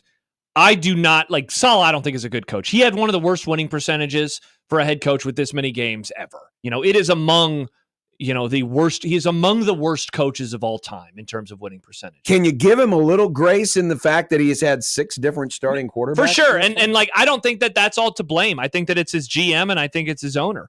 But I don't think that the problem was him. So as bad as he is as a head coach, I don't think that the problem is him. They have a 40-year-old quarterback who's coming off an Achilles tear. And unlike the other quarterback who is coming off of tearing his Achilles, mobility is a part of his game. And it's always been a part of his game. And he doesn't have it anymore. He's also just kind of annoying. See, and I think, does not have it does not look like he has a good relationship with his teammates right now. And their running game is bad, which is crazy because they have Breece Hall. And it seems like Breece Hall maybe he's not having a very good year, even though Braylon Allen behind him is having a better season as a rookie. The vibes of that franchise, they've always been bad, right? Like, this isn't a new thing. Jets are bad, more at 11. But it just doesn't seem like everybody is on the same page. Aaron Rodgers and Garrett Wilson have not been on the same page. He missed practice time in the summer. He missed OTAs in the summer. I always wonder, again, as someone who watches a team that had a wide receiver hold out, I always wonder how much that affects the team. And then you throw in the lack of a preseason for a lot of these franchises these days. I don't think that the problem was Saleh. I don't feel like this is going to fix everything, that they're absolutely not. They have a bad offensive coordinator, and there's all these reports coming out about what Saleh wanted to do with Hackett and what he did or didn't do with Hackett. And of course, Hackett is Rodgers' guy. And so that's going to but his offenses have been bad. And this was the problem in the first place. And this was one of the reasons why I felt fairly confident in saying I think the Packers will end up better off in the long run than the Jets. And sure enough. Because you're not getting 30-year-old Aaron Rodgers, you're getting 40-year-old Aaron Rodgers coming off a major injury. Yeah. And you're getting an impatient Rodgers. He's probably more irritable now than he was then. Yes. And then you got to bring his posse with him. You bring his offensive coordinator with him. You bring Alan Lazard over. You're now talking about Devontae Adams. It's like, hey, let's just bring back all of his Packer teammates and maybe he'll feel comfortable at home. But he's not the same quarterback that he was. No. He's not. And we see this. And it was easy to see. It was easy to see in the Frisco game on Monday night. Yep. It was easy to see the other night or other morning against Minnesota. I watched that Denver Broncos game, man. Oh, that was brutal. And then to watch him on the sidelines is just like, man, a lot of the things that were accused of him late in his Packers tenure are now coming to New York. Yeah. And guess what? Under the white hot magnification of the New York spotlight, it's showing up even larger. Let me read you a pretty wild stat. And I just want to confirm that this is true because in a way I don't really believe it, but indeed it was. Indeed it is true. The last time, John, and maybe I should have asked you so I didn't set myself up to make it seem as big of a surprise. Aaron Rodgers has not had a 300-yard game passing since December 12th, 2021. Whoa. Okay. How wild is that stat? And now I know he missed all of last year except for 4 plays. But he played in 2022. But he didn't have one in 2022. He did not have one in 2022. The most yards he had that year was 291 in a loss to the Lions. He went 23 of 43 for 291 yards, so a horrible completion percentage. Last year, of course, he threw 1 pass. This year, the most that he's had is 281, and that was that Thursday night win over the Patriots. Right. Again, the last time that he had over 300 yards was versus the Bears on December 12th, 2021. And of course it was against the Bears. Of course it was against the Bears. Think about that, man. And you might even go back and say, okay, 2022, the Packers, good running game, so they leaned on that a little bit more. Fine. Mm-hmm. But, look at the Jets this year. Yeah, no run game this year. It's a bad running game. They're only averaging 80 yards on the ground per game. Yep. And you take that part away and you expect Rodgers to make up the difference, and he hasn't. A 61% completion percentage for Aaron Rodgers. Yeah. That's that's not great either. As we have done this many times with quarterbacks over the years, where something just seems a little bit off, but we keep kind of holding on to hope of but he is the guy. Yeah, I remember the last year that Peyton Manning started in full, so the year before his last year. I remember going into the playoffs that year, and you and I did quarterback rankings, and I still had him near the top because I was like, I just don't believe this. I don't believe that the guy who is this good is suddenly bad. And he was. They lost their first playoff game to the Colts, came back last year. He got benched for Brock Osweiler. And it was like, I guess he's cooked. And I think that something similar. Now, Rodgers is not playing as bad as Peyton Manning did. No. But he threw the other day 3 interceptions. Dude, he had seasons where he would throw. He had 4 interceptions in 2021, and he had 3 in one game. Mm-hmm. This is not the same quarterback. It's not the same infrastructure. He had a way better coach at the end of his time in Green Bay. Absolutely. As we're seeing with the Packers winning without Jordan Love for 2 of the games, and they devised great game plans. Better infrastructure, better front office, much better organization, better team around him. And he was also, 2021 was 3 years ago, and his Achilles hadn't exploded.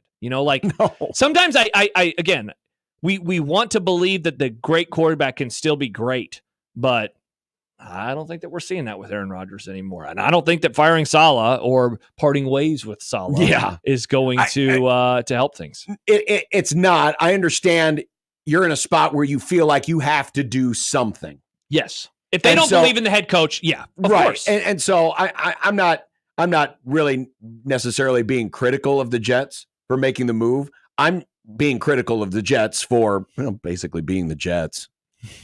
This is what I thought would happen. Thinking that Aaron Rodgers at then 39 was going to come in and be the savior. This was not Tom Brady. Nope. No. Brady brought. Yes, Brady is eccentric in his own way, but he's eccentric in the way that he is all about winning. And you can't say that about Rodgers. I can't say that about Aaron Rodgers. Yeah. As much as I've respected watching him play the last damn near 20 years, seems like it. He does not give off the vibe that he is all about winning. Yeah, he was flashy when he made plays. He made a tremendously great athletic plays in crucial moments for his team. But at the end of the day, you never got the feeling of, man, this guy is all about winning. A guy like Tom Brady, he was all about winning. Yeah. And in a way, he also wasn't, and Brady wasn't coming off, Achilles injuries and all of the other stuff. Yeah. And Brady had also proven, so Randy Moss is no longer here. Julian Edelman's no longer here. Okay, whatever. Yeah. And would play with anyone. Whereas with Rodgers, it's always like, well, we got to get him comfortable. We got to bring his posse with him. Yeah, exactly. And it just it had a weird vibe from the start. And I'm not surprised that it is going exactly as it is. Now, who knows? Maybe they'll find the spark because the Jets do have a good defense. But unless he's getting more help from his running game, he better plan on stepping up his level of performance. Yeah. Because that ain't the same guy that even played with Green Bay 2 years ago. No. Yeah, and that wasn't even the best Aaron Rodgers that we saw. David Texan always wants to be the smartest guy in the room. Yeah, and I think what you just said about Brady and him, I think is spot on. One of the things that was such a surprise to me in Tom Brady's last year was when he disappeared from camp. And, we come to find out why it was. Sure. It was the end of his, marriage. But that was like the first time that he, that football seemed to take a back seat for him. Yes. I saw a tweet, I think it was from Jimmy Traina yesterday of SI, and it is a great reminder of like maybe why we shouldn't be surprised. And, you do have to take what Aaron Rodgers says with a grain of salt just because he is who he is. But here's what Jimmy Traina tweeted. What should never be forgotten is that Aaron Rodgers was 90% retired, locked himself in a dark house for a few days, and had a revelation that he wanted to play for the Jets. Which obviously that was said tongue in cheek, but it's also true. The guy was like, I was going to retire and then I decided not to. And I want to play for the Jets. You got to be, we see it. You have to be all in at this level, especially at that position. And if you're not willing to show up to the OTAs, if you're not willing to go to the mini camps and develop the relationship after you missed a full season, so you're still having to relearn what the skills and the weaknesses are of these guys, why should we be surprised? Robert Saleh is going to make $583,000 per month for the next 2 years. Whoa. $19,000 a day, $13 per minute. It's like a college football coach. Yes. Getting a nice little buyout. Wish I could make $13 a minute. He is more than welcome to join the Rams next year as defensive coordinator.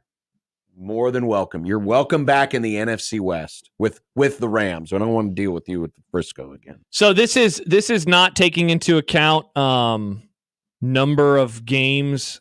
Well, never mind. It looks like all these coaches that I'm looking at have coached at least 50 games. So of coaches who have coached at least 50 games, it looks like he has the 21st worst winning percentage ever. Burt Bell, the leader in the clubhouse, he went 10-46-2. Burt Bell, the future NFL commissioner, Burt Bell? Is that who it was? Coached. Had to be. Let's see. Where did he coach? This is a long time ago. From between 36 and 41. That must be the Burt Bell. Hugh Jackson, number 2. Steve Spagnuolo, the best defensive coordinator in the NFL right now, is the third worst head coach of all time. He was a John remembers. Mess of a head coach. Gus Bradley, number 4, and David Shula, number 5. But yeah, Robert Saleh, 21st, 20-36 as a head coach. 20-36. Well, that's all right. Romeo Crennel on this list. Remember Romeo Crennel? You don't want the last name Shula. John McKay coached in the NFL for 9 years. The John McKay from the USC. Yeah, he was the first coach of the Bucs. Wow. You didn't know that? I must have forgotten about that. That's where we get the famous line of, what do you think about the execution of your offense? And he said, I'd be for it. Yeah. Wow. 44-88-1 as a head coach. I mean, didn't help that he went on, what was it, a 26-game losing streak? To start his career. It's not good. No. Yeah, that's Lee John McKay. Wow. By the way, Dennis Allen he was actually 2 spots worse than Robert Saleh, 19th all-time in winning percentage, and he is still a coach, 347, Dennis Allen. Sadly, he lost last night. Dude, remember when we thought that the Saints were good? Oops. Well, they lost to the Chiefs. Yeah, what about undefeated Chiefs? What about the other at ones? home? What about the other ones? With all those distracted fans who are just I got to watch the Royals game instead. And be triggered about Bob Costas. I figured you'd be appreciative of people watching everyone, baseball. keep the noise down here in the NFL's 18th loudest stadium. I'm trying to listen to Costas disrespect the Royals. All right, when we come back, speaking of being disrespected, Alabama. Oh, Nick, do you know anything about this? No. They're going a little cray-cray. Awesome. I can't wait. Next on 1620 The Zone.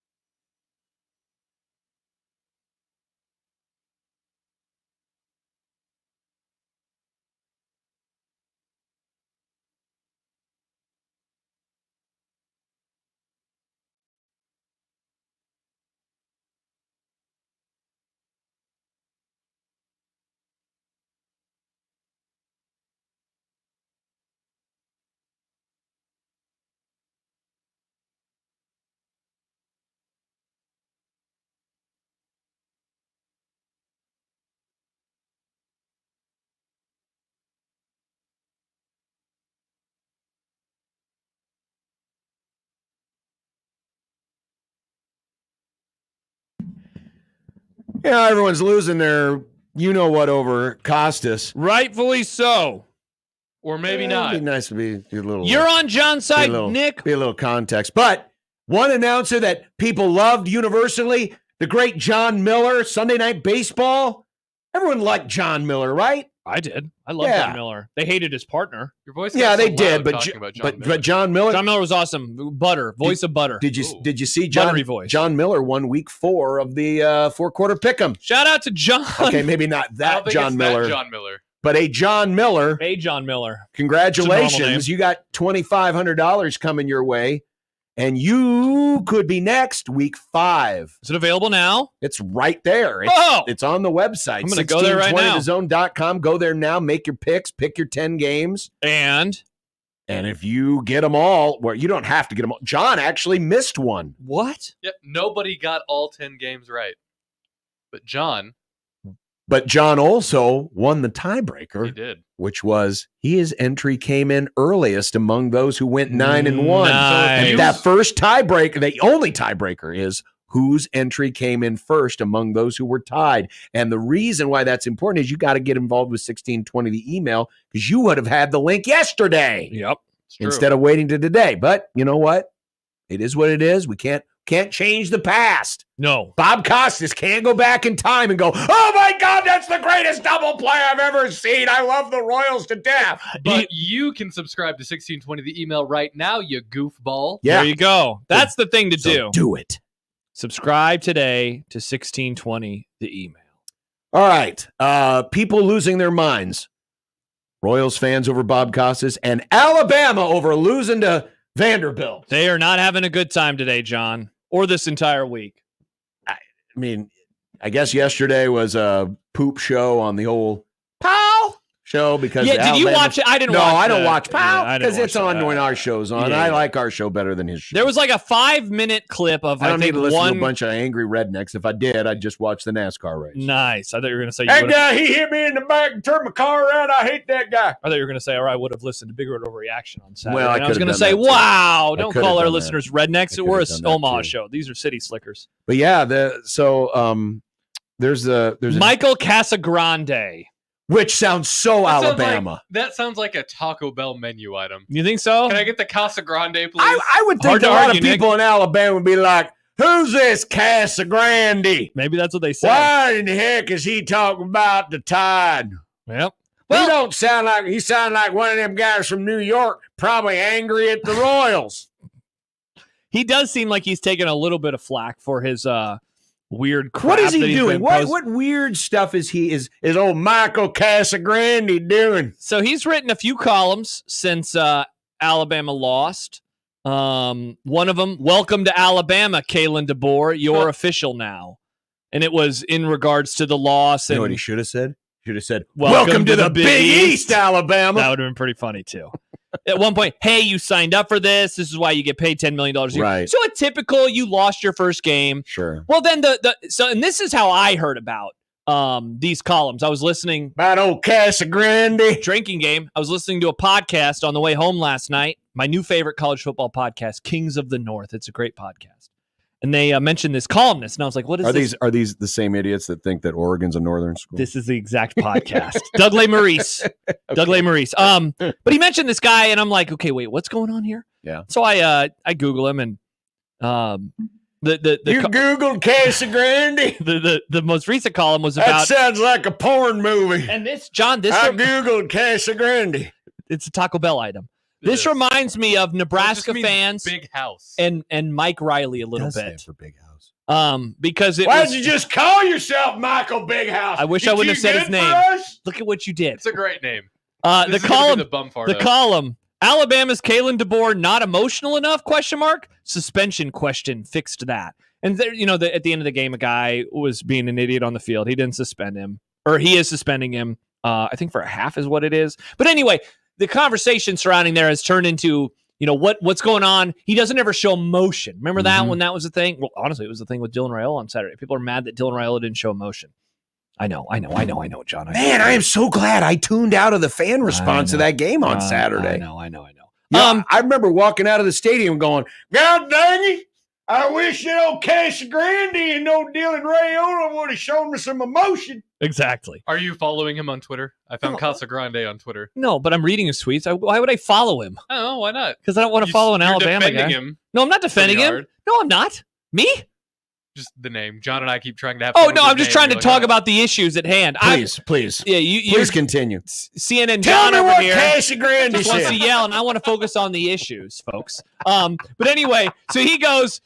He's been tweeting about his clothing because he wore a T-shirt. He wore a dry fit T-shirt. Yes, he to did. the game. Are you really bothered by the way Kalen DeBoer wore a T-shirt on the sideline at Vanderbilt? And this is like the whole thing. Now, Casagrande, I don't know. Casagrande. I don't know if he's mad about this or if other people are mad about this, but somebody penned a column today at AL.com about they need to get Miss Terry to dress him. Oh, dear God. Because Miss Terry dressed Nick Saban. And so why don't they have Miss Terry dress him? But Casagrande yesterday was tweeting out coaches and what they were wearing. Kalen DeBoer showed up in a golf polo. The offensive coordinator, or maybe it was the defensive coordinator, he showed up in a button-up shirt. The place is losing its mind. The place does not handle losing very well. No. We knew that. But Nick Saban was the greatest coach of all time, and so they didn't lose very often. Did they once you forget won that Saban lost every once in a while, too? He did. He lost his first year as well to Northern. No, who was it? Was it Northern Iowa? They lost to a bad team. No, it was It was a G5. Charleston Southern? No, it wasn't Charleston Southern. It was 2007. This can't be his real name. Who? Casagrande. Wow. That Means has to be big like house. It has to be like a pen name. They lost to Louisiana Monroe. I knew it was a Southern team, not Northern Iowa. They lost 21-14 to Louisiana Monroe. Okay. Nick Saban's first year at Alabama. That place lost its mind, but then he won a lot of national championships. So they stopped losing their mind about things. But now they lost a game, and everyone's freaking out, and they're talking about his clothes. It's awesome. This is great, man. I've been waiting for Alabama to suck for years. No, And I like him. I do like they suck, DeBoer. though? Do No, they no. suck? They're just I mean, not a behemoth. Well, they did beat Georgia. Looked Yeah, pretty good doing it. Georgia's mid too. Remember hot take market last week? My hot take was maybe both teams are average. I feel like that take is aging pretty well so far. I'm feeling pretty good about that take. I don't know if they're mid. They're just above mid. They're not. I don't want to step on my own toes for later. Okay, The don't step on your own sport toes. is. I just don't think that anyone is super great this year. But anyway, they're freaking out. And then you get to yell Casagrande over and over and over. You're not even doing a Bama accent. I don't even know what accent that is. It doesn't matter. It's just Casagrande. Yeah, it's not even a Bama accent. It can be whatever accent you want. Tiger Shark Diver says Alabama would beat our asses so bad, sadly. Maybe. Most days, probably. I wonder what would be on the talk. I would. You'd bet on it? Alabama would win by at least 2 I scores. want to go to College Football Insiders. I At wonder what least that 2 pretend line would be. You want to put the game in Lincoln just to make it a little easier Please for Nebraska? Please All do. right, collegefootballinsiders.com because you can. I'm going to predict Oh, that yeah, guess College the Football line. Insiders will have it as I don't know about the score, but Alabama by 24. Wow, hater much? Alabama 31.64 points, Nebraska 18.05. Wow, 13-point close? spread. Wow, so they basically have Indiana with a similar. That's what I was going to Yeah. say because that's about the spread that they got for Indiana. All right, so now I want to look up Alabama at Indiana and see. This could be a playoff game. How fun would that be? Bama at Indiana. Bama 30.79, Indiana 27.7. Holy moly! Wow. You know who's got a problem with that? Casagrande! We're only 3-point road favorites to Indiana. What's this? Ain't basketball? It's not. I'd fire Nate Oates if he lost to Indiana. They would fire. Well, yeah. He can do a lot of stuff, but don't lose to Indiana. His last name Oates. Nate Oates is the basketball coach at Alabama. Oh, so you got Casagrande, you got Oates. I know Casagrande is not a coach. Indeed. Nate Oates, who likes to dress in houndstooth like Bear Bryant. I do like houndstooth. By the way, I got the answer on the brown sugar clumpiness thing. This is a Wow, callback, this is but I a finally got callback. the terracotta is the thing that we have to Terracotta? so we soak it in Terracotta. Is it that what it is? Terracotta, We soak it in water apparently, and then you put it inside a brown sugar saver. That's the exact one we have. That little we have this little bear thing, and it keeps it from being clumpy. Interesting. I remember when I pulled out the brown sugar for her once, I was like, "What the hell is in here? Why is there a bear in here?" Interesting. Yeah, so there you go. So buy one of those, folks. You know who doesn't mind if their brown sugar is Casagrande! Casagrande! Nice. Coming up next, We'll talk to Michael Bruns, Oh, Husker perfect. 24/7 on 1620 The Zone.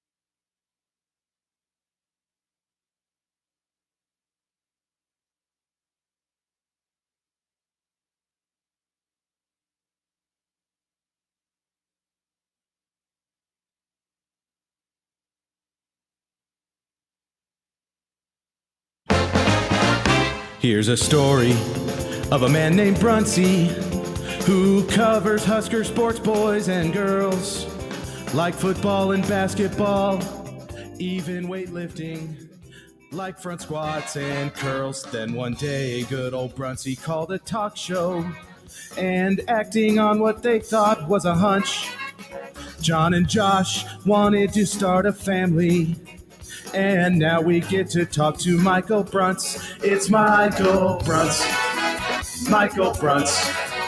Now we get to talk to Michael Bruns. Of Husker 24/7 Sports. Hello, Michael. Hello. Already enjoying your off week? Nice. Good save. Yeah, I am. Getting a lot done around the house, things like that. So it's been good. Yeah. I was going to say, does it even feel like an off week? Because Shafe goes to Vegas, and you've had to pull double duty on all the pods. Yeah. No, it's been a lot of talking this week. A lot of talk. Too much talking. But, yeah, you're a writer. Does it trigger you that you have to speak so much? I'm tired. I get tired of the talking. Yeah. I'm working on my radio questions though about would you rather one or the other, and that's I've been working on that a lot. We do like doing that. We do like doing that. That's okay. Yeah. It seemed like a veiled criticism there, Bruns. No, not at all. Interesting. I catch myself doing them like, radio guy question. But yeah. Oh, wow. That seems like a diss. I don't like this. All right, what's a sports writer question then? We got to come up with these. See if they're bad as well. No, you could, how are they, what's he showing you? Blank player. How's he? Yeah. What's he showing you? Or a question that doesn't really have anything to do with like the topic at hand because you're obviously writing a story about something else entirely. Hey, Rule, what's your favorite movie though? Like, what does that have to do with anything? Yeah. How do you know the Signetti family? Yeah. That kind of thing. 100%. What do you think about the AP poll voters, especially from Pennsylvania? Yeah.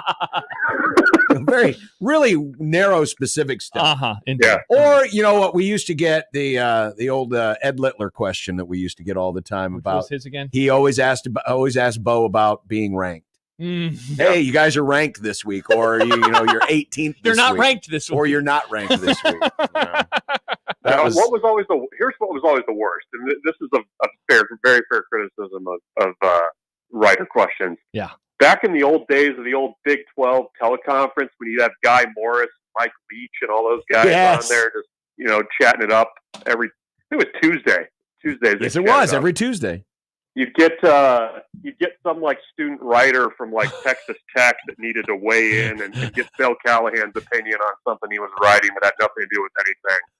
And but you got like every coach got the same question, so I never liked that. And every coach only got like 8 to 10 minutes, right? And Callahan, especially if there was something controversial or if they were on a losing streak, would filibuster for 2.5 minutes. And, by the time you get a chance to ask the one question, because it always seemed like something broke between the Monday press conference and the teleconference that had to be asked about. But somebody from like the Texas Tech shooter or whatever their student. Yeah, but old Biff Casagrande from Alabama student newspaper needed to know about, hey, what do you think about using 3 tight ends? Are teleconferences dead? Do we still do those? No, the SEC still has one. Do they? Is it a teleconference or is it a Zoom? I don't know. I hope they've advanced to Zoom. I hope it's actually the old school teleconference. Press 4. I saw somebody bring it up the other day. Yeah. And I was like, holy crap, I didn't know these were still a thing. I wish that, so they're not a thing in the Big Ten. They need to move Rule's press conference to Tuesday, where the good Lord intended it to be. Agreed. I hate that the pressers are on Monday. Mm-hmm. All right. Yeah. Doing an 18-team telecom, like weekly telecom. Oh my God, that's right. There'd be 18 of them. Can you imagine hell? Can you imagine the poor bastard has to sit in on that whole thing? Because it used to be back in the day. Like the World Herald, every newspaper would have the Big 12 writer. Yes, right. Like Lee Barthneck was the World Herald, right? Right. So you got the beat writer for the team, but then you had the Big 12 beat writer. Can you imagine sitting through 18 10-minute long teleconferences? Gross. That's 3 hours, right? 3 hours. It's 180 minutes. Oh my God. And of course, the coach you absolutely want is like second from the last. Yes, you have to sit there. Meanwhile, forever. You're sitting through Maryland and Northwestern. Oh, that's terrible. Anybody questions for Mike Loxley? last one for Mike Loxley. Please press 1. And then, of course, the moderator would have to get on, and say, "Well, Coach, tough game for you last week, right?" Just something very benign and generic, just so you're not wasting the dude's time. Yeah, we've done with Brunson. Like we have, yes, what we have filibustered successfully now. No, I'm 5 good. minutes. I'm fine. It was an opportunity to filibuster, and like Guy Morris, I took it. So. There you go. Well, James Williams, the story of the week. When are we going to learn more about this young man? About the story? Yeah. Yeah, I mean that was they were kind of rushing him through after the game, and that would have probably been the opportunity to say what actually happened, but didn't get that opportunity. So you kind of know the structure of his story and kind of how he came to Nebraska. I mean, he's not a long shot, but a very circuitous way to get there. A guy that he's easy to root for because he's a really thoughtful interview, which I appreciate. And a guy like that was 195 pounds or something out of high school, goes to a junior college in Iowa that's not traditionally, really on the recruiting map for anybody, and the way he ended up at Nebraska is pretty remarkable. So I would like to know more about that story as well, but he didn't get more deeply into it than just kind of the passing mention of some family issues. Bruns, what have we learned about the defense that we didn't know after the Illinois game? Because I guess that has now become like this. Is it like a blip? Is it the team that they played? Are there still cracks in the armor? Like, what have we learned about the defense since that loss? Yeah, I mean, I think what we've learned is there's a gear that they can go to that, makes them, I think, a legitimate top 10, top 15 defense. And it's just a matter of how do you get there? I think, Nebraska prepared for that Rutgers game like it was going to be a street brawl. They were really physical in practice in the week leading up to it. They tackled a lot. And, Matt Rule was asked about it yesterday, and I think there's some similarities, but I think in some ways for the defense, that Illinois game was a little bit similar to how the Michigan game kind of played out last year in terms of a kind of self-reflective turning point type game. I mean, even going into Purdue week, you could still tell that the way that Illinois game went was really bothering players on the defense, and it was really kind of sticking with them. So I think what we learned is, they're able to tighten the screws. I mean, when you have Nash and Ty both kind of going at a high level, and I don't think that they had been both up until really the Purdue week and then against Rutgers. But I mean that's a pretty formidable defensive line. You can get after the quarterback with guys like James Williams. I mean, Ty Robinson's doing it too. I mean, Nebraska is a top 10 team in sacks right now nationally. So I think what we've learned is that it can be a good defense. I think it's just a matter of how do you do that week in and week out. And, it's going to be a little bit of a different challenge right out of the bye week where you're facing an Indiana team that's going to try to throw it a lot on you. And then, Ohio State's going to have playmakers everywhere and they're going to try to run the ball. So two different challenges there right out of the bye. Michael Bruns joining us from Husker 24/7 Sports. We're going to talk about this here in a little bit, but I'm curious, as someone who obviously gets correspondence, questions in the chat, has to moderate a message board every now and then. What is the traffic right now on the Heinrich Haarberg getting him more opportunities subject? I don't know that on our message board there's been a huge clamor for it. I mean, I think the thing we hear more is about the running game more broadly. Sure. Like I think it's, how do you get consistent yards from the running backs? How do you get bigger plays in the run game? I mean, I think Heinrich Haarberg can be a piece of that, but I don't know that there's been a ton of, a steady drumbeat for him. I think sometimes when you see short yardage situations, that's where it certainly ramps up. And people want the Nebraska's version of the belldozer, but I do think there's a place for Heinrich Haarberg in that offense. And I do wonder if a bye week is an opportunity to maybe get a little bit creative in terms of how you use it, because Matt Rule wants to. I think Nebraska wants to as well. It's just a matter of kind of how do you fit that in with everything else that you've got going on and you want to do. And I think that's been the challenge of this offense this year, is just kind of wrapping your arms around everything you have and kind of making that fit into like a cohesive plan and, identity, really. What are you on offense? I mean, it just feels like they're really multiple right now, and I guess Haarberg's part of that. Bruns, looking forward at the final 6 games. Ohio State is obviously the toughest team remaining. I think we'd all agree that UCLA is the weakest team remaining. How would you rank the difficulty of the other 4? So let's see. I would probably say Iowa is number 2. Okay. I would say USC is number 3. And I would say Indiana, Wisconsin. Interesting. You have Indiana lower than I would have expected. And Iowa ahead of USC. The reason Iowa is because of because it's Iowa and it's Nebraska. And like, okay, Iowa's going to do is basically going to be Rutgers on steroids, where they're going to force Nebraska to play well on special teams. Probably not going to beat themselves. They're not. It's another one of those like 17-13 street fight type things that Rutgers is going to be, except Iowa's going to be more consistent on special teams, and they're going to be able to do a little bit more defensively, I think, and make life a little bit more difficult in Nebraska. So I think that's why I would have them higher. Like I don't think Iowa is necessarily a better team than USC. I just think for Nebraska matchup wise, there's just something there that just doesn't line up well with Nebraska. So I'm still, Indiana's a good team. They play with swagger. They've got a lot of offensive weapons. I mean, I would like to see it, I think, against a little bit of a better team before I really kind of start buying into it. What? That's not bulletin board material either. No, I'm trying to make that. It's not. Take that, Tom Allen. Game. Exactly.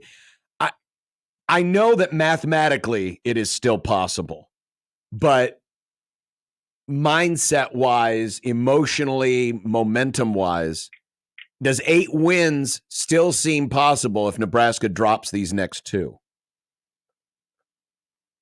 Yes. Okay. Yes. I think it is. I have no trust that UCLA is going to come to Lincoln, Nebraska, and play 4 quarters of good football. I've been a little bit surprised too at Wisconsin, and I mean I feel like coming into the season I thought this was going to be the year that Nebraska would finally get over the hump against Wisconsin, and just the way they've looked at times this season, I feel like there's still a pretty good chance for that. So I would still feel okay about 8, even if you drop the next 2. Michael Bruns of Husker 24/7. By the way, I did get a suggestion for a typical sports writer question. Yeah. This comes from Kevin in very, very far west, dare I say, gated Omaha. How great is Bruce Springsteen? Oh, that's a great sports writer. Bring back Dirk. No, I'm in the age group where there's a natural progression. Like Springsteen is that for the guys that are a little bit older than me. It feels like next would be like Pearl Jam, and then who's the other? Jason Isbell. Isn't he the one that all the guys love now? The sports writers. I was going to ask who do the young sports writers like these days? Yeah. I think there's like a very clear progression there. I feel like so. Young Gravy. I'm going to say Young Gravy. Young Gravy? You think people that cover Nebraska like somebody named Young Gravy? I think young sports writers like Young What Gravy. if I told you there was one fan of Young Gravy in the Nebraska media contingent, and you had to figure out who it was?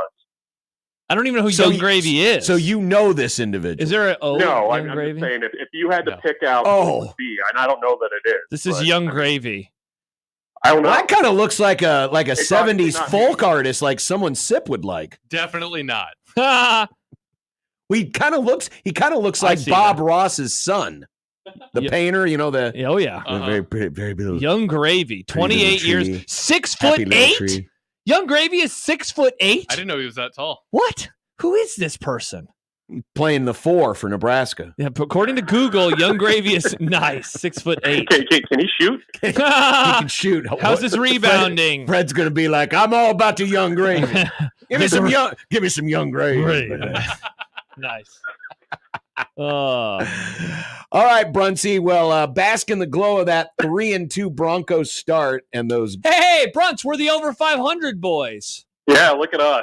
We're in contention. That's what column we're in the standing. We're on the graphic, and that's where you want to be, on the graphic. Nothing wrong with being on the graphic. All right, Brunsy. Enjoy the rest of your bye week or off. Sounds good. Enjoy your bye. You bet. Bye. Enjoy your bye. Got a message coming in from one of our coworkers who says we almost had Young Gravy as a live show. We could have here, in the basement when they do the live shows. Oh yeah, I think I remember that. Wow, 6'8". So on Google, if you Google anything, there is the people also ask subsection. Uh-huh. The first one for him was, what was Young Gravy charged with? Oh. Yeah. So he's problematic, like that guy that you're always accusing No, Day of liking. No N-words, John. This is Morgan Wallen is problematic. Accused of sounds like Young Gravy's accused of burglary. Oh, so he steals from people. Criminal trespassing and underage drinking. Oh, come on, boy, what a lowlife! What a Yeah. scumbag! Unreal. I've never had I never thought before these my words would age. ever pass through these lips, but I am out on gravy. The Young Grave. Young Grave. Nice. Nick has some Scary Acres passes to give away, and that's our zone deal this week, going on sale at 1620thezone.com Friday morning at 9. So be on the lookout because I handed the ball to him and I said, The baton. it's the Marta baton. He handed me the gravy. The grave. I handed him the gravy bowl, Mm. and he's going to be dishing out the gravy gravy. boat. Do you have gravy boats? Yeah, it's pretty cool that Nick We gets have to a gravy decide boat. how we're giving it away, and thus he actually doesn't need to tell us anything more about it. We He only- can just decide himself now. We only use the gravy boat for Thanksgiving or the holidays.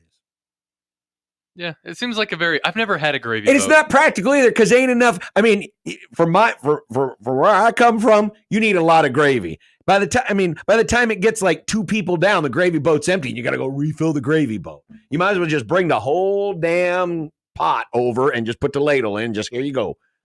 Instead of going and refilling, we got to look fancy. Here's the How gravy. do you get boat. vaguely southern whenever you talk about gravy? Because grave is grave is not a food; it's a lifestyle. Mhm. Amazing.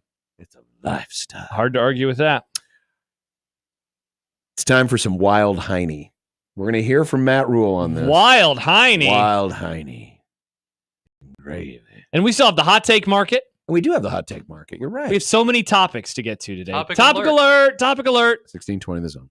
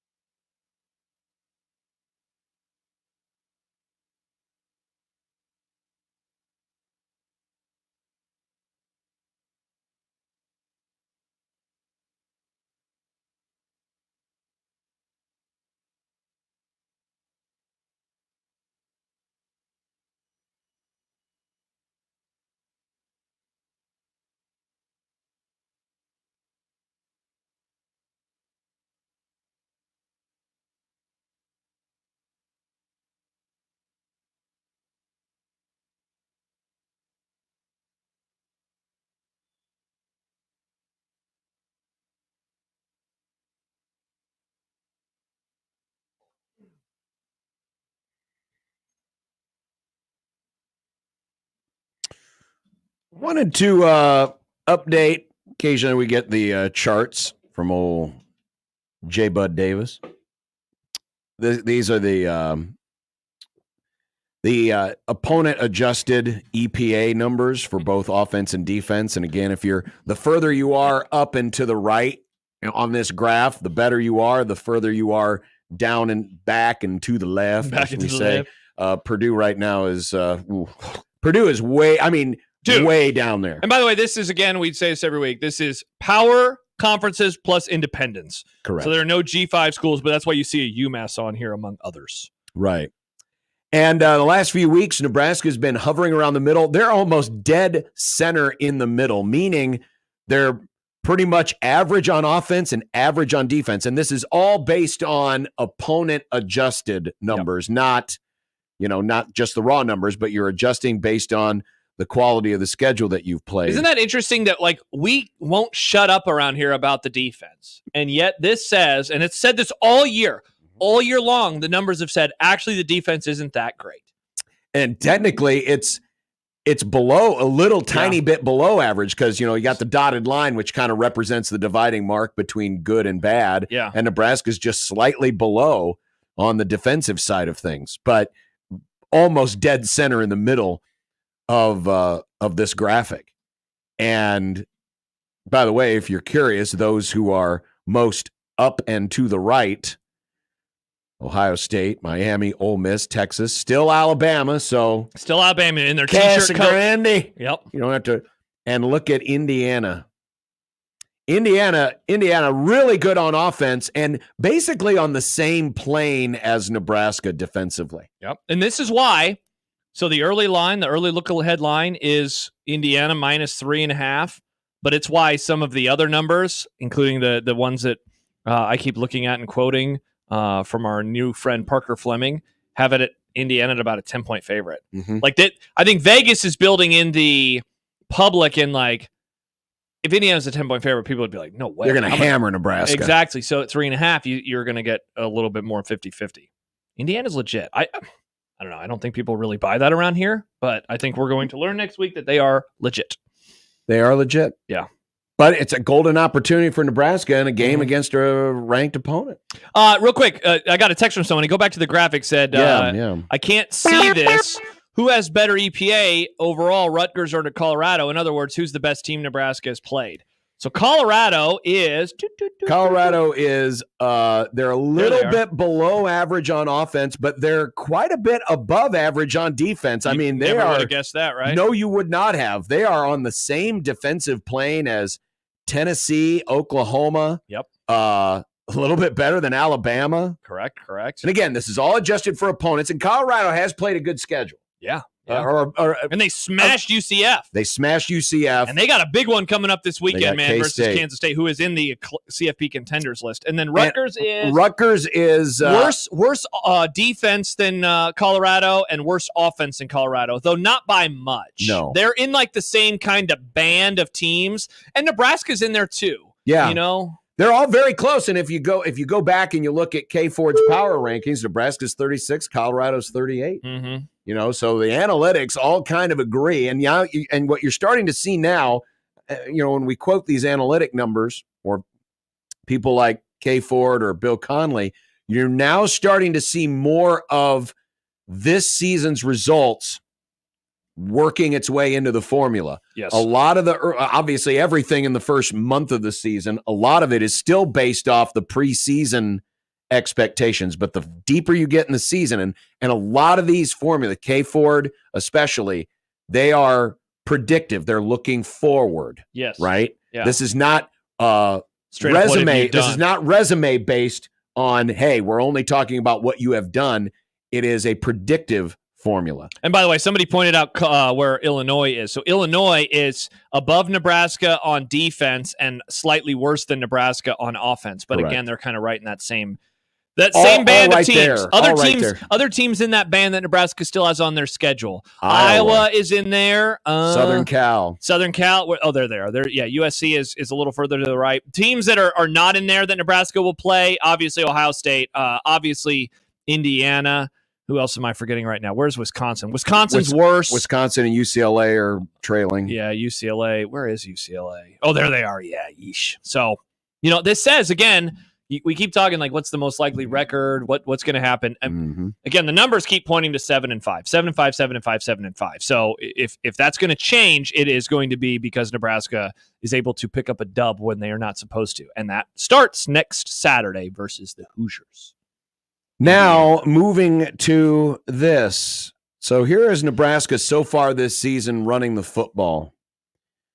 They're averaging 137 yards on the ground. That's 90th in the country. They're averaging 3.89 yards per carry. That's 89th in the country. Oof. And they're doing that on an average of 35 rushing attempts per game, which is 74th. So basically they're in the middle of the pack in terms of, running the football. A number of times per game they run the football. So not efficient. They're like you said, they're about average in terms of attempts, but they are well below average in terms of yards per game and yards per carry. Right. Not where you want to be. And then I wanted to just focus. We've seen 3 conference games so far. Illinois, Purdue, and Rutgers. Yeah. And of the just looking at the running backs. In those 3 games, Dante Dowdell has run it 43 times for 150 yards, 3.5 yards a carry. Emmett Johnson has rushed 22 times for 83 yards, 3.8 yards a carry. And the leader in the clubhouse, Ramir Johnson, 14 carries, 60 yards, but 4.3 yards a carry. So overall, the running backs in 3 conference games are running 79 times, 293 yards, 3.7 yards per carry. And they played how many? And that would be, if you're looking at, the rushing total, remember the overall rushing totals, that's including the quarterback sack, that's taking out quarterback sacks, but it's adding in things like Ja'Cory Barney. So they are averaging, the running backs are, in conference games, 26.3 attempts per game, and they're rushing for 97.7 yards per game. Correct. Not great, John. So it leads to the question, and it was asked yesterday of Matt Rule in the bye week, idle week. Damn it. Press conference. Got to be your quarter. This was yesterday. Sam McEwen asked a question about how he has been hearing from folks on wanting to see more Heinrich Haarberg. Here was Matt Rule's response.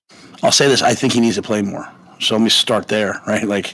So I don't disagree when a fan says that. The challenge is you have a lot of good players on offense. It's also the offense also has me saying hey, get Ja'Cory the ball 9 times. Hey, throw the fade to Nayor. Hey, why isn't Fedoni catching it 5 times? Hey, they have all those things. Right? I'm hey, Banks, get him 8 catches. Hey, so they have that for me. Hey, why hasn't Carter Nelson touched the ball yet today, guys? Hey, hand the ball to Janirin on the reverse. So we have a lot of players like that I want to see touch the football. If you think about what's happening on the perimeter, if we can just get our run game up to about 180 yards a game, between the tackles, and this is not a shot though. This is nothing. This is just all of us, right? The O-line, throw the RPO when it's there when they blitz, guy making somebody miss. If we can just improve that number, I think the overall thing will happen. But I think part of it is we spent so much time with Heinrich, getting him ready to be the second quarterback that, because he's a play away, right? So I think that's maybe delayed it a little bit. I don't disagree. But I also will say that, the offensive staff hears me say that about Fedoni every day. They hear me say that about all these guys every day. So that's what Matt Rule had to say. And we briefly got into this yesterday, but now we've got a little time here to flesh this out. I don't disagree with the notion that Nebraska should consider more Heinrich Haarberg in terms of juicing this running game. If Rule's talking, you heard him in that clip. He's saying he's kind of shooting. He threw out a number. 180 yards. Yeah. That's double the number you just quoted. From the running backs. Yeah. That's double that number. Heck, even if you want to say, well, but you got to count Barney because, they've been fine. They did. And Barney, they would still need another 44 yards. They'd still need more. closer probably to 50 yards just to get to that number. Yeah, because they're at 136.6. Oh, I guess I wasn't looking at conference games only. I was looking. Yeah, at I was just talking. No. Yeah, here, let me add those numbers up real fast. Honestly, it's going to be harder because it is 48 plus 161 plus 97. I guess that doesn't take into account sacks. Never mind. Screw this. But yes, it would take a lot more. It would take a lot more. And my thought process was this. I mean, and I'm not talking about, bringing him in and putting him in at running back next to Dillon. I'm talking about. You're saying put him in a quarterback. I'm saying the wild Heine.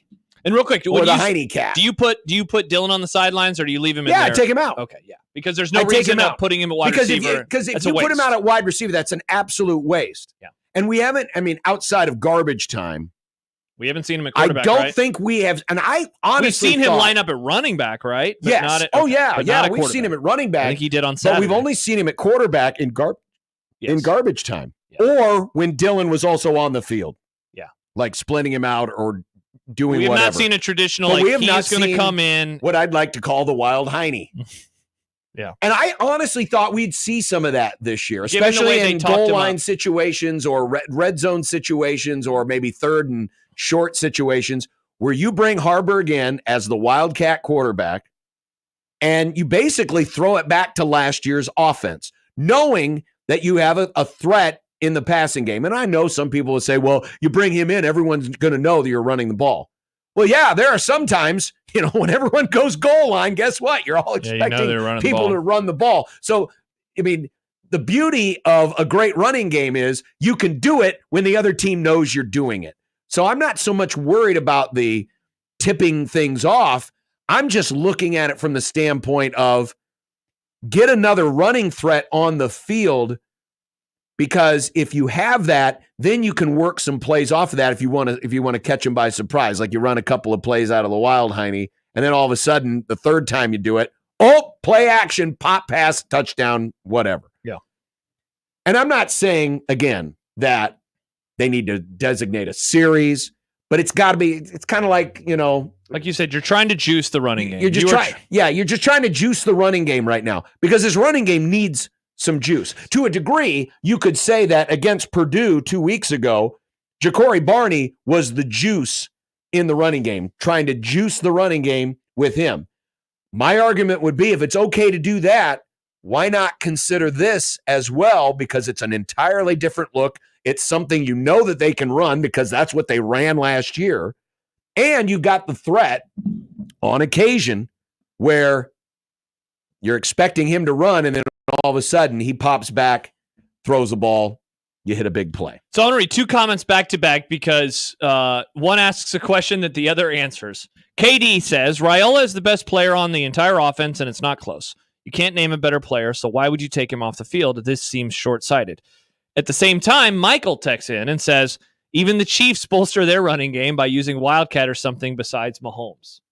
To answer the first question, because I do fall more in that of it's danger. I don't want to take the best offensive player off the field because he's the best offensive player. I want the ball in his hands. You want the ball in his hands, but the only time the ball's in his hands, you know exactly what he's going to do. He's going to throw the ball. Unless he hands it off.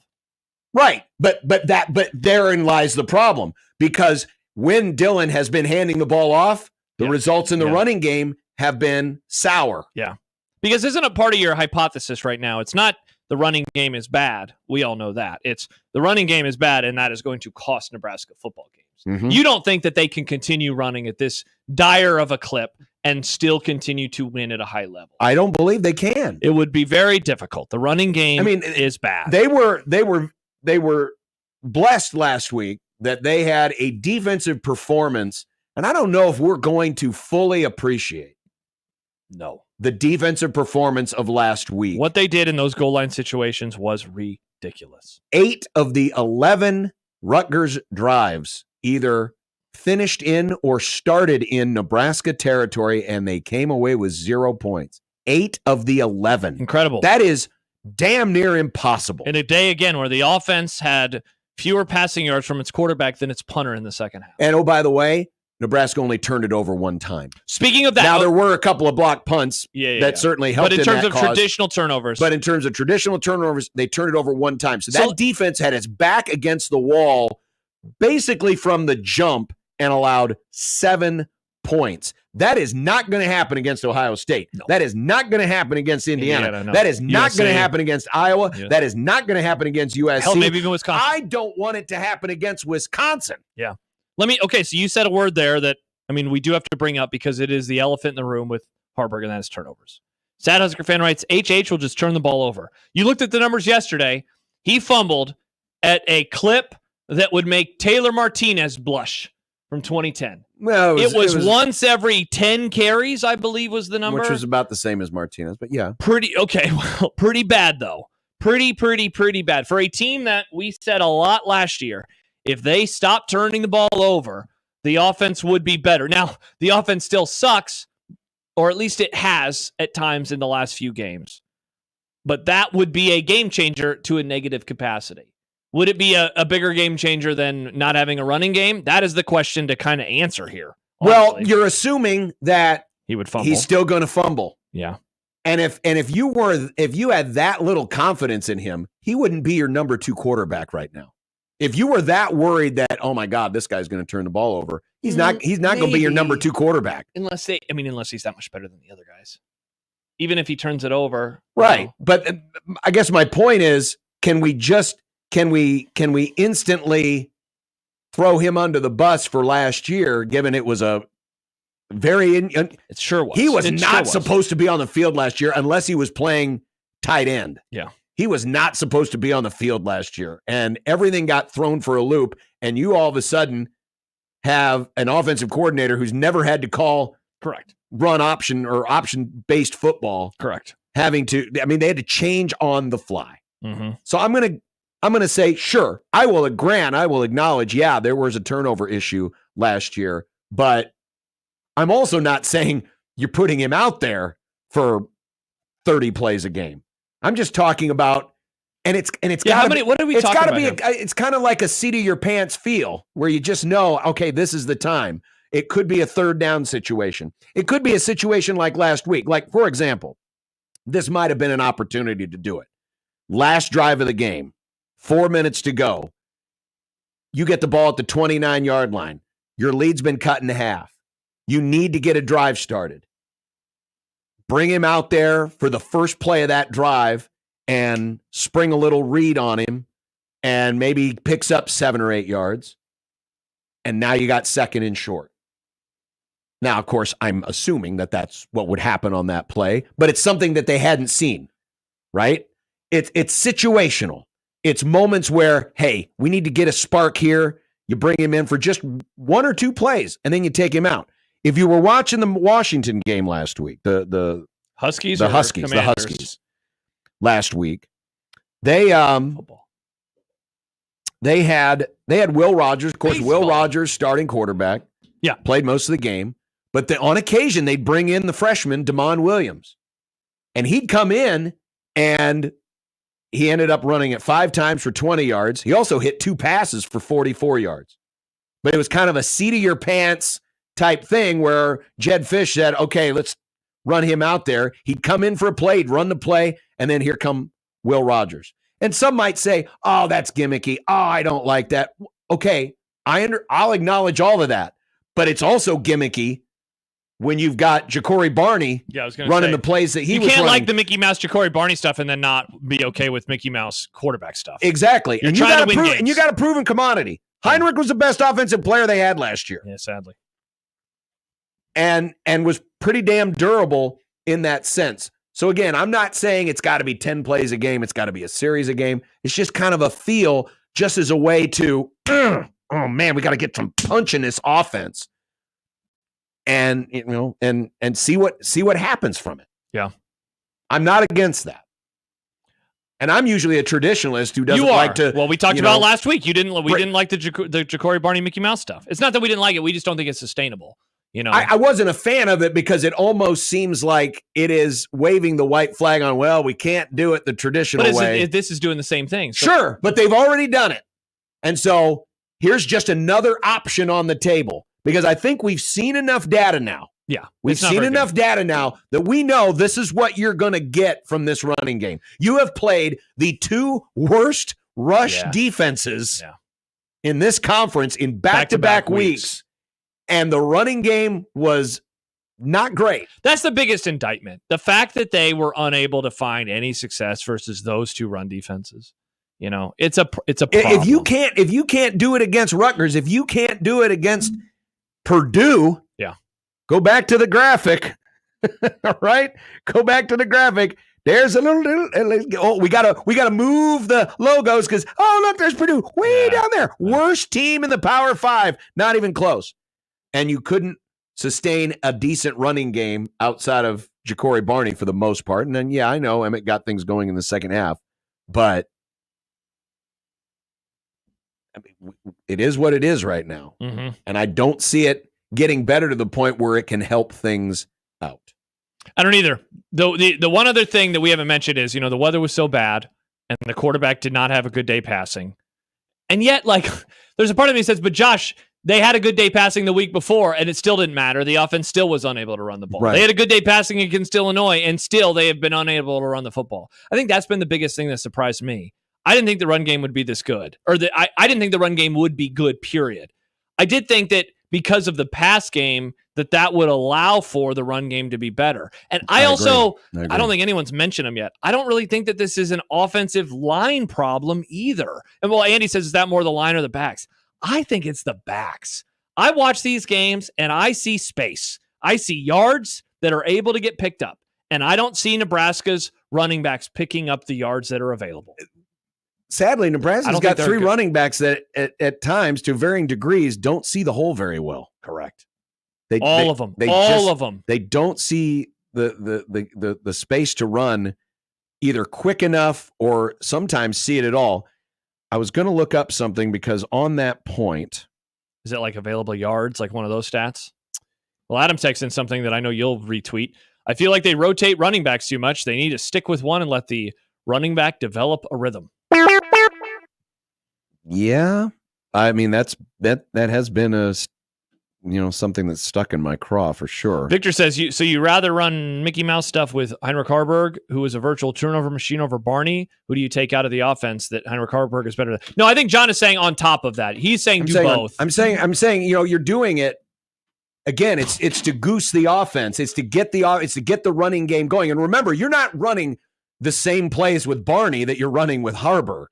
No. With Harburg, you're basically going back to read option. Zone read, yeah. You're going back to zone read. Yeah. With that threat that you might be able to hit a pass. You said something a moment ago about available yards. Yeah. Well, about the offensive line. Yeah. So, college football data has the line yards per rush. So this is yards that are being credited to the offensive line. Okay. And Nebraska's on offense is at 3.2, which is pretty good. Yeah. So it's not a line problem. So it hasn't been necessarily a line problem. Multiple games in the second half that I watched where I'm like, it's right there. Yeah. The yards are right there.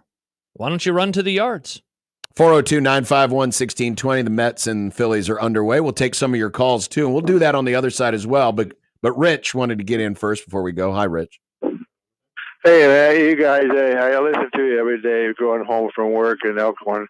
And I got to disagree with you guys a little bit on this offensive line because I didn't see any holes made like we normally have in the past. Good holes where the running back can get through there quickly, and they had to squeeze through little narrow areas, and it didn't work that well. And anyway, that's all. That's the only reason I'm calling. Okay. Mainly. Well, I would say this, Rich, and I appreciate it. Thanks, Rich. I had the glasses on occasion, and there would just be times. They are. I did borrow Josh's pervert goggles. Oh, did you clean them first? Oh, of course I did. I put condoms on my eyes. What in the world? Well, take that as a drop. You want lube? You want lubey eyes? I needed to Practice safe football pervert. Apparently. But in all seriousness, I mean, there are times if you watch, especially if you can get the all 22 or get an angle, film boys, you can watch, you can see where YouTube there are boys. some spots where it's like, man, if he goes this way, a lot of space. There's space. And I'm not saying it's on every play. Yeah. So I'm not saying that the running backs are missing holes on every play, but there are times where there are plays that get stopped for 0 or 1 or 2 yards where you're like, there was the crease right there. Yeah. Also, sorry to that man. They don't have it at line like they did in the 90s, but the line was still getting enough of a push. Yeah. What? It's time. Whoa, we're giving away a prize. What are we giving away, Nick? Gary Akers. What passes. How many? 2. So a pair of passes. A pair of passes. To Scary Akers. To Scary Akers. What a time to be alive. Okay. How can they win? Well, last night, as you all know, the Royals scored 4 runs. Yeah, and Bob Costas hated it. Be caller 4. Oh, caller number 4 right now, 402-951-1620. And win those Scary Akers passes from Nick on 1620 The Zone.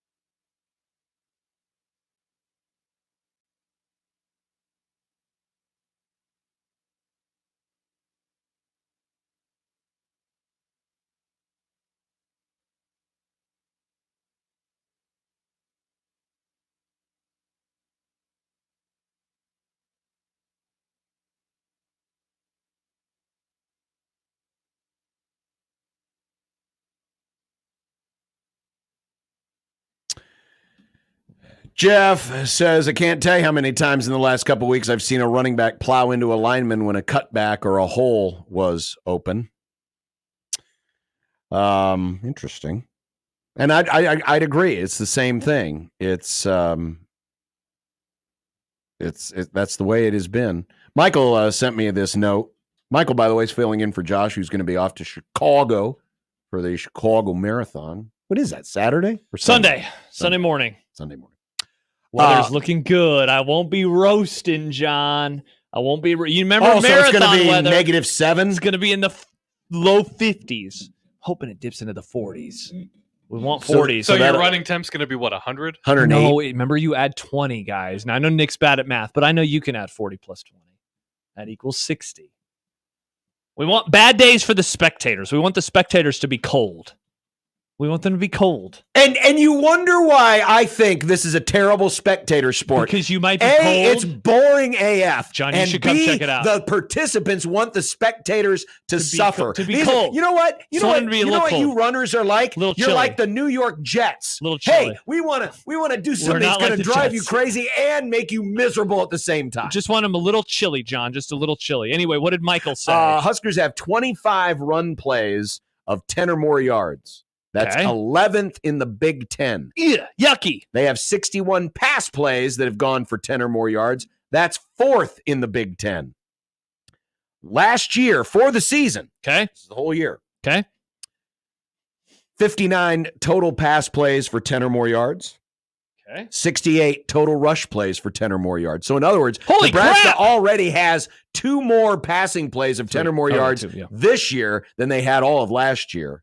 In And 6 games. And right now they're on pace for Two hot passing 50 runs of 10 or more yards, which would come in well behind last year's total of 68. But in the end, right now, they are well on pace for, about 50 more total plays of 10 or more yards. So the offense is much better. It is passing It absolutely is. But then you run into situations, whether it's, and remember, Nebraska's got an echo problem. It's not good.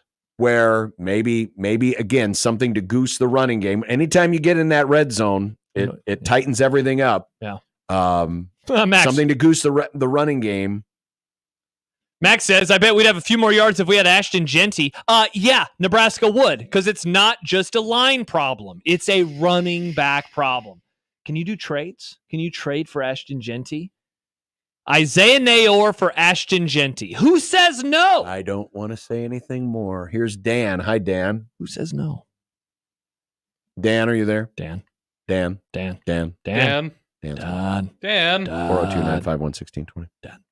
Dan is gone. Why don't you want to talk about Ashton Genty? Is he in Hot Take Market? Should we get to it next? Should we get to the Hot Take Market? I don't know. But I do want to remind folks that coming up a week from today, it's the Coaches versus Cancer breakfast over at Tiburon Golf Club, where all 3 of the Division I men's basketball coaches in the state will all be there. It's a big powwow. It's a get-together. It's a breakfast. Coach Mack, Fred Hoiberg, Coach Crutchfield from Omaha will all be there, and it's all to raise funds for the American Cancer Society and the Hope Lodge. Our friends at the Hope Lodge. Will they have grave? I don't know if they'll have grave. I mean, it is breakfast. I'll find out next week, next Tuesday. Are you going? I'm going to. Are you be emceeing there. it? Are you going to be talking? No, but I believe Nick Baugh will be there to do a special. He'll be speaking. To be a little roundtable with the coaches. Oh, that's cool. And you can find out more by visiting the cancer.org website. Mm-hmm. Just look up nebraskacancer.org because there's going to be special auction items for Blue Jay, Husker, and Maverick game day experiences, special game day experiences, like the kind of stuff the recruits get, the real cool stuff. Nice. So check it all out, cancer.org. Search for Nebraska, American Cancer Society, Coaches versus Cancer breakfast next Tuesday at Tiburon. And when we come back, Hot Take Market. Whoa. And maybe we'll talk about Ashton Genty. And can somebody explain to me the controversy with the court? I feel like I'm missing something. They don't have the outline of the state. No, it's not that. It's about the N. It's about the serif. It's the font? It's just it's the big N. What's wrong with it? People. I don't. It looks like the N to me. All right, let's get to hot take market. Don't have the outline. Nobody cares about that. It's about the serif. Yes, they do. No, it's about the serif. Yes, they do. People won't shut up about the serif. No one talks about the court. The yes, state. they do. Oh, but last week it was all your about Facebook. Oh my God, that's your Facebook algorithm. No, Nobody it was cares not about the Facebook. It was about Robin serif. Washington's fault. I swear to God. 16-20 in the zone. Nick Grim for Circa Sports Iowa. It's never too early to get your picks in for the upcoming weekend of pro and college football. And with Nebraska's idle week, you'll have much more time to watch and play along with even more games on Saturday. Live in-game lines that update every break, a bunch of props, and, of course, the tight money line splits. Let's look at a few of the college tight money line splits just to give you some ideas on what you can play with, shall we? Undefeated Iowa State is minus 150 to beat West Virginia.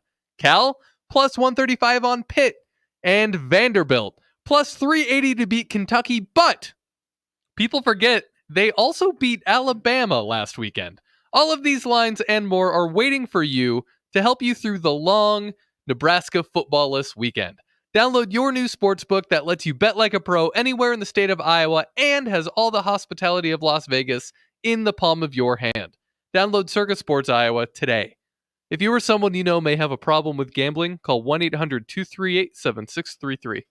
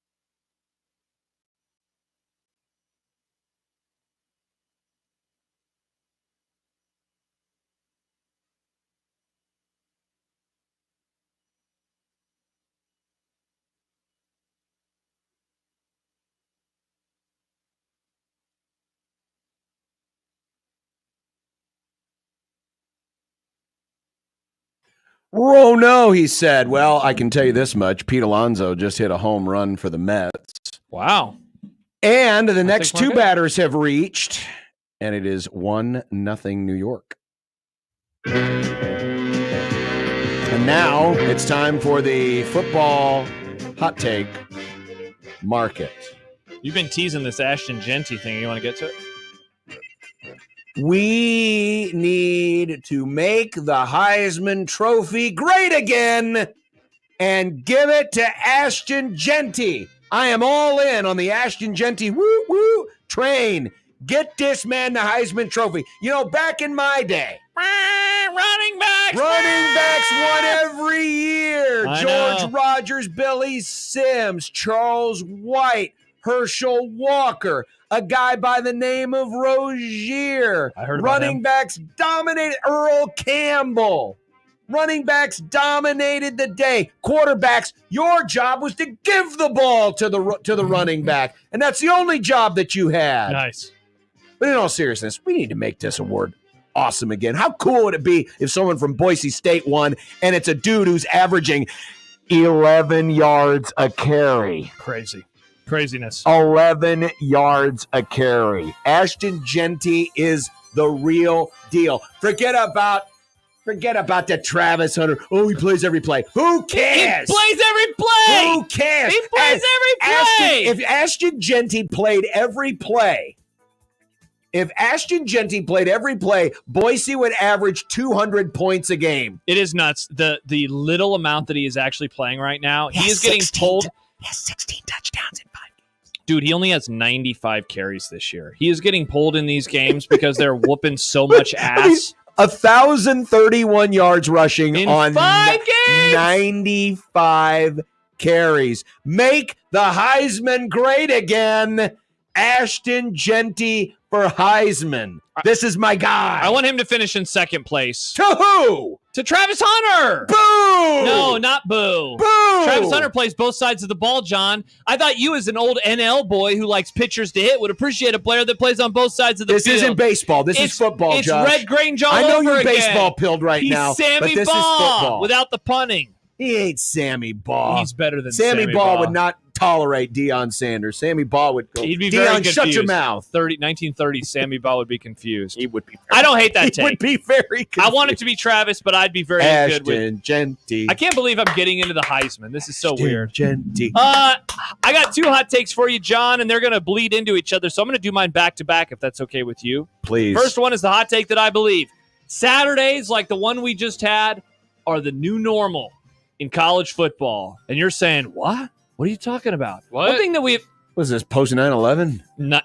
in these uncertain times, John. One thing that we have heard about the expanded college football playoff is that it would lessen the importance of the regular season. Teams would rest players, all these things. I don't agree with the latter, but I do wonder if the former has started showing itself, and hear me out for this reason. Bama follows an incredible game, an incredible win versus Georgia with a loss to a team that they had not lost to in 40 years. I don't think that Alabama approached Saturday saying, we can lose this one and still be in the playoff mix.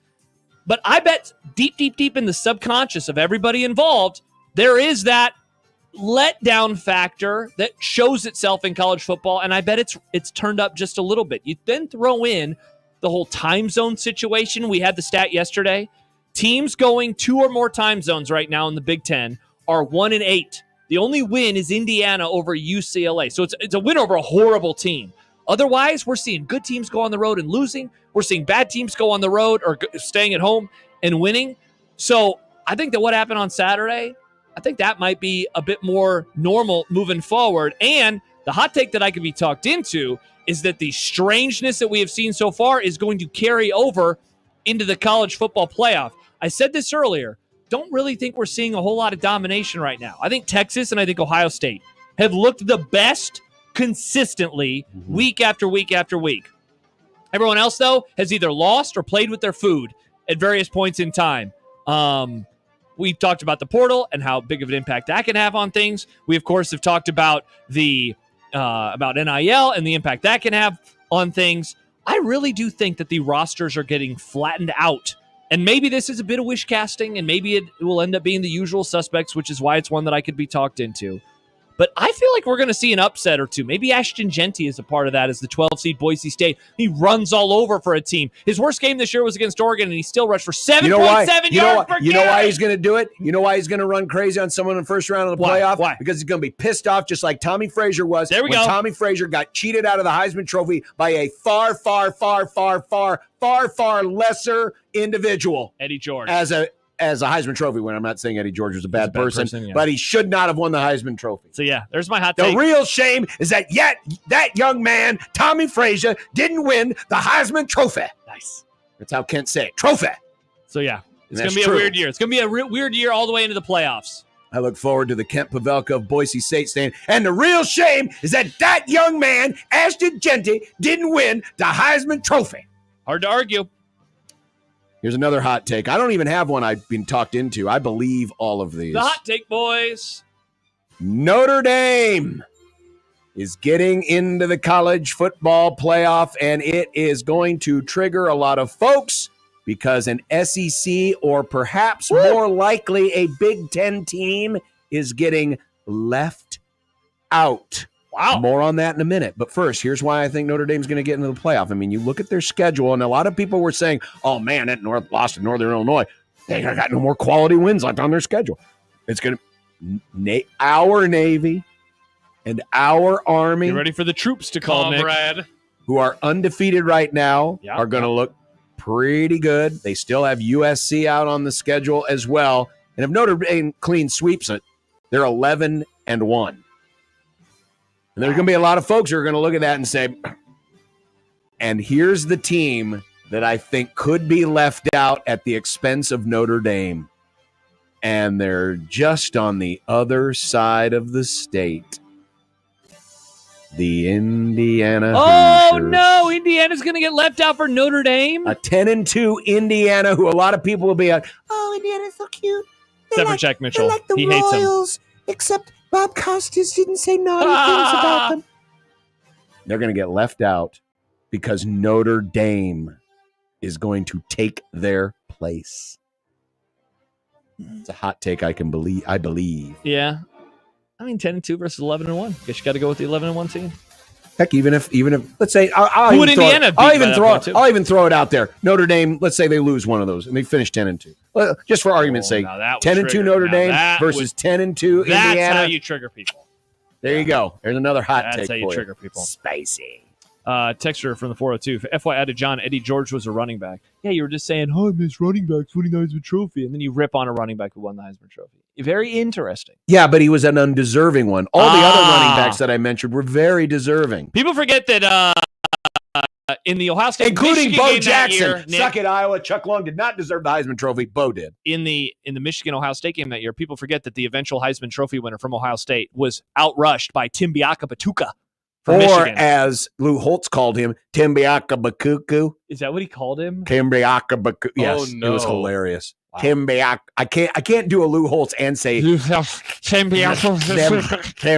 Bakuku. Yeah. Where's Lou Holtz? Remember that, Nick? Remember that meme from last year? Yeah. By the way, I forgot, John, that we had hockey on today. So I've got on the Kraken game in our palatial. What do you mean, why? There was nothing on that TV, and now there's live sports. We have baseball and hockey. Why are the Seattle Butt Kraken playing now? Dude, why does any sport do what they do? Are they in Football is the only sport that knows how to do schedules. Are they also the in NFL, Prague? not college? What? Are they also in Prague? No, they're in Seattle. They're back in the States, baby. It's hockey time. Today is like the official start now. Okay. Don't shake your head. Baseball does the same overseas crap. Aren't your Cubs? Where are they playing next year? They're playing in Tokyo. Japan.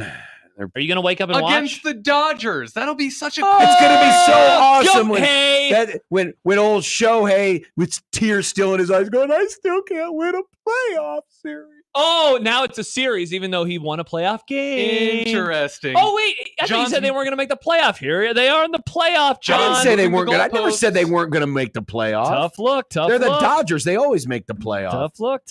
Even Shohei sucking all the oxygen out of the room can't keep the Dodgers out of the playoff. By the way, news coming down before we talk to Sipple. The NCAA Division I committee has shortened the transfer portal windows from 45 days to 30 days. College football, it's going to take place December 9th through 28th, and then April 16th through 25th.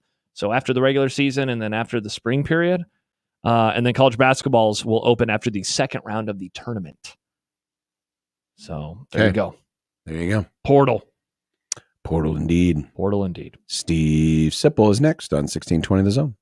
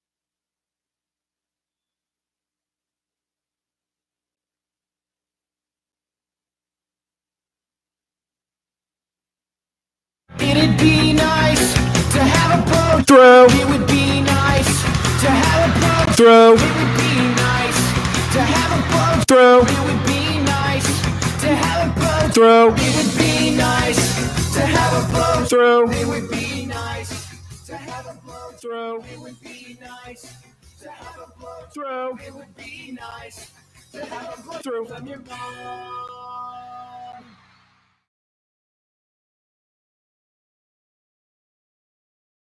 He's gone. He's not here.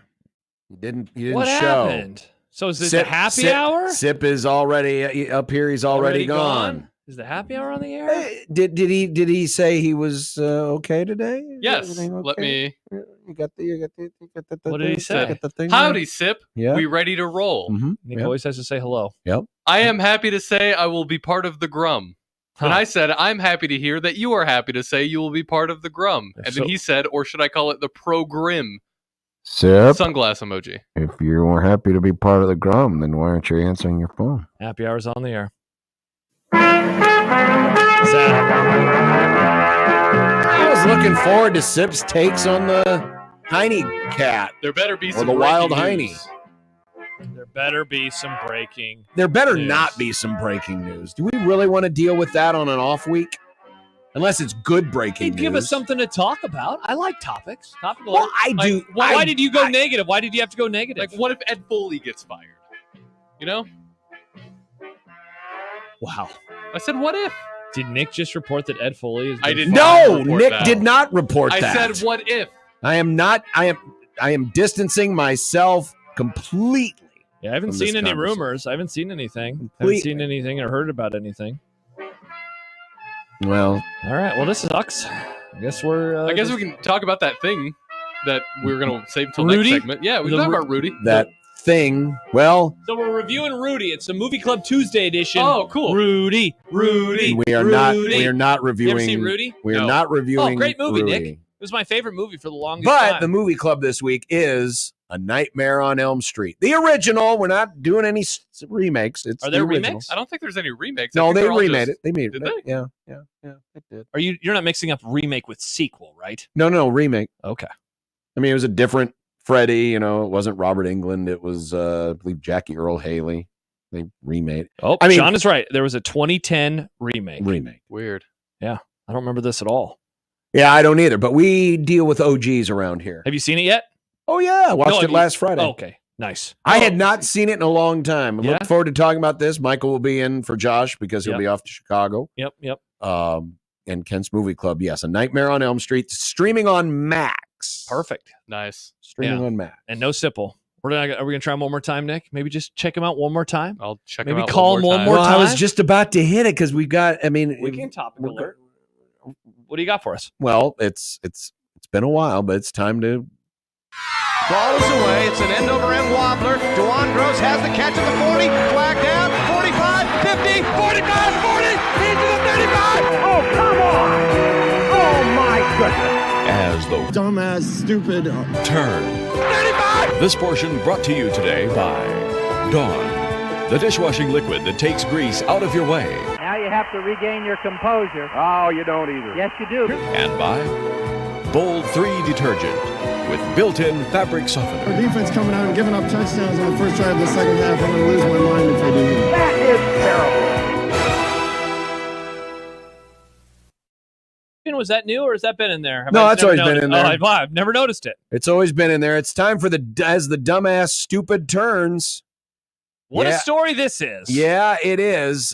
We have Rudy. Now Rudy, there was this Rudy. the other thing we talked about a couple months ago where you had people going around, you know, The College Student Football League. yeah, which terrible name. Though I would say that Project Rudy. I like Project Rudy more than I like the other. Well, one. I mean, it's more catchy for sure, but there's also an irony in it, in that Rudy, famously a story about an underdog, a walk-on, making it the big time, is a project that would basically blow up the underdog and take them out of college football. Yes, it would. So Project Rudy. And I'm going to tweet out real quick the link, the Dellinger story is the one that you read. Yeah, so I'm going to tweet it out if you want to read it because it's pretty in depth and it has a lot of the stuff that obviously we're going to discuss. But you have Smash Capital, a venture capital and private equity firm based in LA, and 3 former Disney executives. Wow, Nick. Nick's more of a DreamWorks guy. I guess. I mean, yes. Well, but- isn't DreamWorks part of Disney? No, they're different. I thought they were. When That's where I they do hear Shrek. something like Disney executives, Project Rudy trying to get involved in football, like this can't be good. Well, it clearly isn't. Let's read the story together, shall we, and find out. But this is their plan, and they are taking it around to the various conferences. They've met with several athletic directors in the Power Four that would create a 70-team Super League for college football. Yeah. I'll read from part of Dellinger's story. Over the last 4 months, more than 25 athletic directors from power conferences were given a presentation on Project Rudy. Conference commissioners from the SEC, Big 12, and ACC had details from the model shared with them directly by the architects of the model. On top of that, former Notre Dame athletic director Jack Swarbrick recently joined the team for Project Rudy. That surprised me. I mean, when you see somebody like him who is involved, because like we are obviously in the end of days in terms of the current iteration of college football and college sports. And so we're going to get there. And like, I don't want to skip ahead, but I'm going to the very end of the story when somebody said, we're not ready for it. This was a Big Ten official. There has not been a tipping point yet. And then another official, this is from the SEC, said, will this happen eventually? Yes. It's all inevitable. And then Dellinger finished, so will this happen in 15 to 20 years? A chortle emanates from the other side of the line. Oh, no, the person said, much sooner than that. So I mention all that to get back to Swarbrick.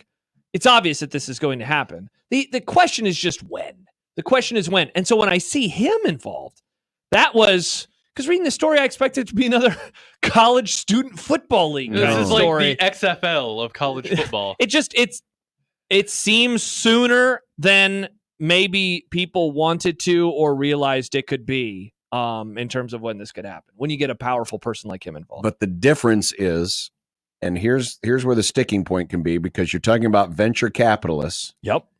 And reading from one of the quotes, this is from one high-ranking Big Ten school administrator saying the SMASH proposal, remember it's Smash Capital. I hate the name of that, too. It sounds like a goofy startup. Yeah. Tech startup. It does. It's like an app. Uh-huh. Oh, man, yeah, I joined Smash Capital. It actually sounds like a chain of burger restaurants in Washington, D.C. It sounds like something... They do smash burgers. Smash Capital. And they're kind of average. And they're kind of mid, yeah. It sounds like something that Kent Roy would have come up with. Kendall Roy, yeah. Kendall Roy. Succession, what a show. The SMASH proposal appeals to people because it helps with an immediate issue, said one high-ranking Big Ten administrator. But private equity usually wants a high rate of return and a high level of control. So the thing about this is an outside entity trying to bring all these forces together versus what if the schools just did it themselves? You know, what was one of your chief complaints about the bowl system? That they're giving all of the revenue to the bowls. Right.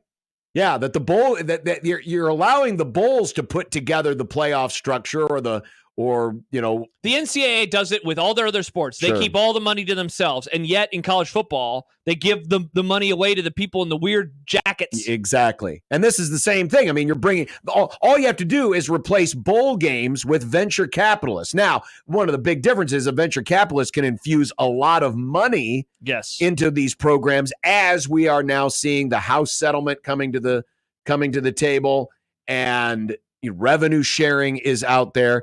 And this is where things get rather unique. Should we mention what this is so people know, like, the idea? And by the way, I just got a message from someone who said that Jim Delaney is also consulting for Project Rudy. There is some serious teeth to this. So there's something else to go. So you're wondering, okay, so what is this? What is this? I'm reading from Dellinger. Project Rudy is built onto somewhat simple concepts to increase revenue from television networks and corporate sponsors. 1, arrange more games between power conference programs by eliminating all games against Group of 5 and FCS opponents, expanding the playoffs, and pitting blue blood powers more often against one another. 2, consolidate media rights of the 70 schools under one agreement instead of the current structure of 5 different packages, one for each power league and Notre Dame. So this is bringing all of them under the same roof, which is what we've thought for a while that this sport was moving to. They're only playing each other, And something that I have wondered about, and that is, why don't they just consolidate? Because then we wouldn't have to have conference realignment and lose West Coast football and gain a Big Ten with 18 teams. If everyone was negotiating as one, we could still have everything, but we don't. And so that's the two main things, and then there's a lot of other tentacles, but those are the two main things that they're trying to do here. So basically, this is, and unlike some ideas where, the power conference schools would have their cake and eat it too by still playing FCS and group of 5 opponents, this is saying, no, these are the 70 schools, and this is the Super League, and they're only playing each other. Yeah. So we're not going to have any more of this nonsense of playing, so-called lesser foes. Now, here is where one of the ideas in this idea, the Smash Capital. I think they should have just called it the Smash Capital Plan. It sounds better than Project Rudy. Yeah, why goofier than call it the Project Smash Rudy. League? People hate Rudy and they hate Notre Dame. So why name it Project Rudy? Well, but they hate Notre Dame, but they kind of like Rudy. Yeah, it was a good movie. I do love the movie. You got to give him credit. Yeah, good movie. Here's where things are interesting, because we have always talked about when it comes to, oh no, damn, Alec Boehm got thrown out. I was like, did Smash Capital win already? Alec Boehm just got back into the lineup. He has been struggling since getting hurt in August, and he just tried to stretch a single into a double and got thrown out at second. I'm rooting for Alec. But we've talked about promotion and relegation. We have. How, well, maybe you could do it where a team that's on the outside could maybe be on the inside. Well, this plan actually has an element of that, but it's different. Here's what I mean. Yeah. So how the money would be distributed, it would not be equal. The Smash Capital Plan tiers the earners within the 70 schools. Mm-hmm. So tier 1 is the top 16 schools per revenue projections, and those folks would get, what they're saying is, from $130 million in year 4 escalating to $250 million by year 12, Crazy. Which right now is double what SEC and Big Ten schools. Those are the tier 1 schools, top 16. Then there's tier 2 within the 70 schools. Tier 2 is the next 22 schools who get revenues of between $60 and $110 million, which are similar to the current rates that the SEC and the Big Ten are doling out now. Okay. And then tier 3, the final 32 schools, get projections of $30 to $60 million, which is similar currently to what the Big 12 and the ACC are doing. And, as Dellinger writes, the model offers a variety of ways to determine how to tier those schools. So you're saying, okay, how does this work? How are you tiering these schools? You're looking at previous season's results, perhaps an aggregate of results over a stretch of time. There's a model that also features a relegation and promotion system to pave a way for schools to move up and down tiers. So, for example, if let's say the Super League starts and you're a tier 2 school, but let's say you have a run, of Alabamian-like success.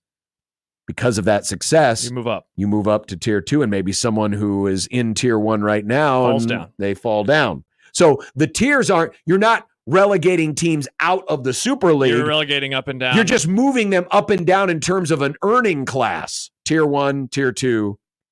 Yeah, and real quick before you get to the other part of this, so they all are still under the same umbrella in terms of who's playing who. Right. You're all competing against each other. You're all competing for the same championship, but promotion and relegation, unlike how it works in European soccer, isn't kicking a team out of a league and adding a team in. It's just moving people up and down the earning ladder. Yeah. Tier 1 earner versus tier 2 earner versus tier 3 earner. Yeah. So that's how it would work. There's also a proposed model that suggests having 8 permanent members of Tier 1, a move to placate the biggest brands in the sport. So if Ohio State and Michigan and Alabama say, whoa, if we run on hard times, there ain't no way that this brand is ever going to go down to Tier 2. there is a possibility that there could be some teams permanently locked into Tier 1 because Forever. of their brand. Some comments. BMW says, Smash Capital sounds like EPL with promotion and relegation. Big Boys, Man City, and others make all the money while others try to climb. Yeah, certainly there is a large part of that. Doug, who you have had many debates with on college baseball season finishing in the summer, says this Super League idea of 72 teams is driven by the leagues that are not in the SEC and Big Ten that know they are about to be left out. Why would SEC and Big Ten teams make less money? This is why they will form their own league in 2031. Well, now, you're right on the stand, because right now, the teams you need, the conferences you need to talk into this, which is why the Delaney anecdote that you shared was rather interesting. Yes. Are the Big Ten and the SEC. Because right now, as it stands, the way things are trending, those two leagues could literally just go off on their own and do their own thing, be their own super league, and leave everyone else in the dust. And maybe invite some other schools and on maybe in, invite some other schools in and still have the control. So Doug is right in that you are ceding control to these venture capitalists who are going to want certainly a return on investment, and commissioners like Petitti and Sankey wouldn't have as much power because a lot of their power is driven from the fact that they go out and negotiate those big-ass contracts for their leagues. Under this plan, the 70 schools are pooled together, and Smash Capital or whoever's running the boat, they're negotiating the contract with the television networks. Yeah. So that's a lot of power that they're giving away. Where Doug is maybe wrong here. Read the other. Let's see. Why would the SEC and the Big Ten teams make less money? This is why they'll form their own league. Well, according to the proposal, the money that they're saying that the schools can earn as the Tier 1 schools would go from $130 million in year 1 or year 4 to $250 million, which right now is double what the SEC and the Big Ten. So basically what they're pitching is, hey, everybody, it's actually better for all of us to be together. All of us being together and packaging this as one, we're going to make more money than you going out and doing it by yourself. And for the record, I think I would agree with them on that. Like, the SEC and the Big Ten, barring them inviting just a ton of their friends and getting up to a larger number anyway, the sport, and this would still cut off a large chunk of college football, the sport is better when it is a bigger tent, because then you are in the Pacific Northwest, you're on the West Coast, you're in the Southwest, you're in Texas, you're in the Southeast, you're in the upper Northeast, you're in the upper Midwest, you're in the Midwest, the Plains. That's what makes college football special. I mean, on a smaller model in terms of teams, it's why the NFL is so valuable, because there are teams that dot the entire country. And so everyone can have an investment in the sport itself, even if you don't have a team that is directly in your area. And so I think that there would be more money to be had if everyone was under the same roof, because the sport still would have a large contingent of teams. Though I understand that would then be, more pieces of the pie. I do understand that. No, I agree. So really what you're banking on is, hey, can this Project Rudy do a better job of negotiating than the Big Ten by itself, than the SEC by itself? So that's what you have to convince them of. And you also have to convince them that, they don't have as much control. Yeah. Because in this formula, the Big Ten would still exist. The SEC would still exist inside of the 70-team structure. But the autonomy of a lot of things that the Big Ten and SEC have would be ceded, namely the television rights. Because that's the thing that's holding all of this together. Yeah. It's not about, hey, it's not about regionality anymore. It's not about regionality. It's not about making rules. It's not about academic requirements or anything. No, it's about TV money. It's about the TV money. That's where the power comes from. And if you could lock everyone under the same umbrella and everyone's getting, a piece of the pie, some more than others, it's Animal Farm. All colleges are equal. Some are more equal than others. You know what you could do then? You could do some radical transformation and go back to old school conferences. And you could have Nebraska and Oklahoma and Kansas State, whatever, playing each other more often than, these weird hodgepodge ideas. So there's Project Rudy. And that's an interesting anecdote about Mr. Delaney. About the East. Jim Delaney. Yeah. And then remember, the Big Ten and the SEC 80s and presidents, they are meeting this week. They are meeting this week. Is it tomorrow or is it Thursday or is it both? I think it mentioned it in the story. It was either today, tomorrow, or Thursday, two of those 3 days. SEC Big Ten leaders prepare to meet Wednesday and Thursday in Nashville. So there you go. There was one comment. I know Sipple's going to join us next, so I'll read this, and maybe it's something we can get into tomorrow. But Jason said, Smash may want to look into the Sherman Antitrust Act. The U.S. Department of Justice is not one to mess with. There was some stuff in here about Congress, was there not? Don't remember. Yeah, the Smash proposal has plenty of false critics of it say. In fact, both the Perna and Smash models need congressional assistance in the form of a change to the Sports Broadcasting Act of 1961, the only way they can legally consolidate their rights. So, we'll see. None of these things come easy, my friends. No, they don't. And I'm not necessarily saying I'm for this, but the way things are going right now, I mean, provided that there's not any other outside entities like these venture capitalists or any other venture capitalists or anybody else who's, interested in bringing all of these forces together, I believe that eventually what we will see is the Super League is the SEC and the Big Ten, and everybody else can just go pound sand. I just don't think you want to cut off that many of your. I don't. I know you don't. I'm not saying I want this, but wheel. That's where we're trending. Yeah, certainly. That's where we're trending. Yeah. So Sip will join us next. Let's do it. 1620 The Zone.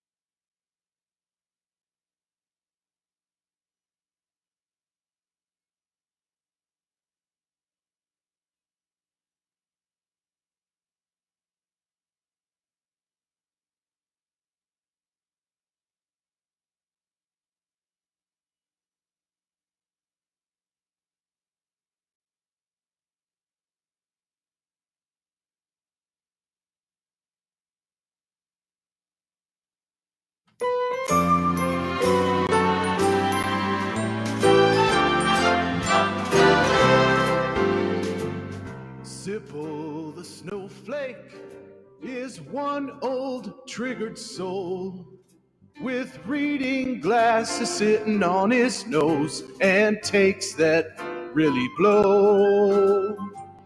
Sipple the snowflake deserves a mouthpiece to the face. He says LeBron's the GOAT and Steph will choke. Then he runs to his safe space. Hey, we gotta be careful here. He tells us when we speak. But when 10 games air in a day, he thinks that's too many. Oh, Sipple the snowflake says words like mature. He's a blogger now and an honor too, and also really old. Hey there, Steven. Yeah. How are you? Fine. Sorry about that. God. Was the line at Old Country Buffet a little unwieldy today? There is no Old Country Buffet in Lincoln, John. Oh, I know. It was just more of the joke. I couldn't think of the other place. What's the other place you frequent now? It's Golden Corral. That's closed too. That's closed. Wait, Golden Corral's closed too? Burned down. What? What happened? The one on 27th? Yeah. Well, I mean, I don't know that I wouldn't say it burned to the ground, but yeah, I think there was a fire. How the hell do you eat anymore? Well, as you know, John, as you get older, you don't have to eat as much. Is that true? You don't have to eat as much when you're old? Yes, Josh. You don't. Yeah, I didn't know that. Your metabolism slows, and yeah, I mean, one meal a day sometimes. What? Oh man, I'd be starving. I'd probably eat like 5 or 6 times a day.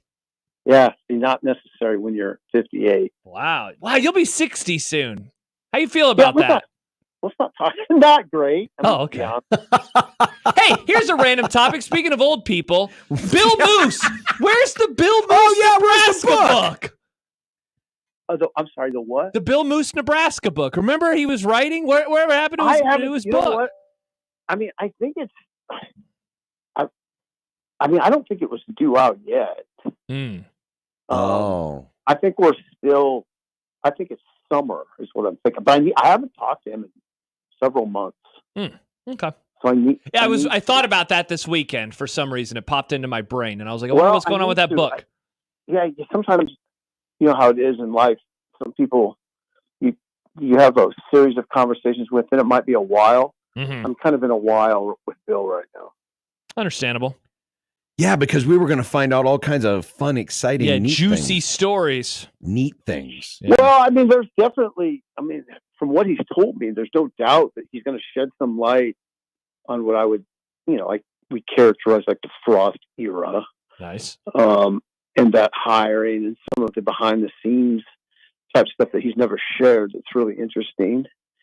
And some basketball stuff too. That's super interesting regarding the Hoiberg hire. So there will be some interesting stuff if the book ever comes out. Huh, interesting. John, you okay over there? I'm fine. How are you? I'm great.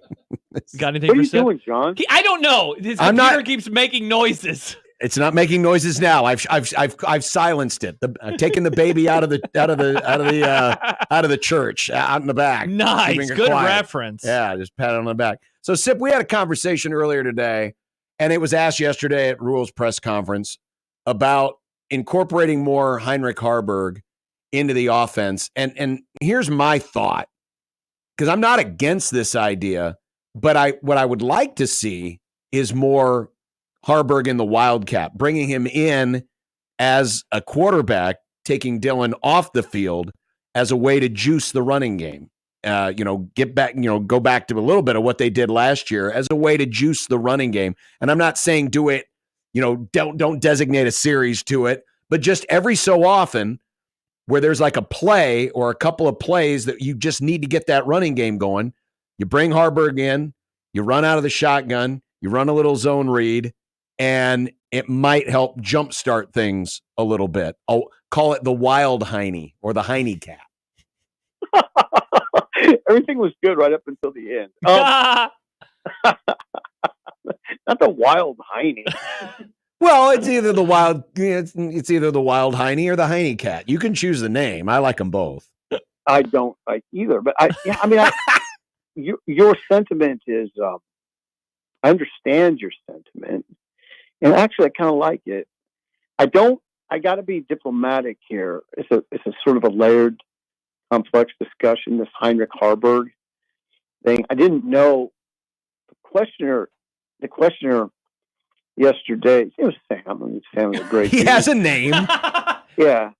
Are we back to feuding with Sam again? No, not the showdown is back. When have I ever feuded with Sam? We don't. Well, you used to literally do a podcast together called The Showdown. Oh yeah, that was no feud though. We had fun. That was fun. Oh, it wasn't. I always thought the name was supposed to imply that you guys were fighting all the time. Yeah, that's why I was disappointed when I tuned in. I thought, oh, we're going to see pistols at 10 paces. I never saw it. That'd be a great podcast. Real life pistols at 10 paces. I guess you just want me to be blunt usually. Yeah. I hate the topic. I just hate the topic. I really How come? Understand. Oh, because I think Rule answered it really well, and he was diplomatic about it. I like the idea of Heinrich Harburg training to be a quarterback and training to be the number 2 quarterback, and not distracting from that. That's what I like. And if I were the head coach, that's what it would be. Because right now they're not. It seems like. I mean, I'd rather get the ball to Isaiah Nayor, who had 0 catches on Saturday. I'd rather get the ball to Jamal Banks, who had 1 catch. Mm-hmm. I'd rather get the ball to Carter Nelson, who had 1 target. Or no, he didn't. He played 1 play. Why are we worried about? I don't know. I think it's a feelings thing. I think this is emo. I mean, it truly isn't, Sip, because I look at this no differently than involving Ja'Cory Barney in the run game. You know, they had to do that 2 weeks ago. Well, let's just get Ja'Cory Barney in the run game then. Sure, but they tried that last week, and after 1 play, it got blown up.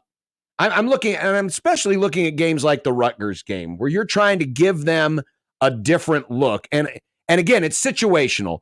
Think of the red zone. Think of 3rd down situations.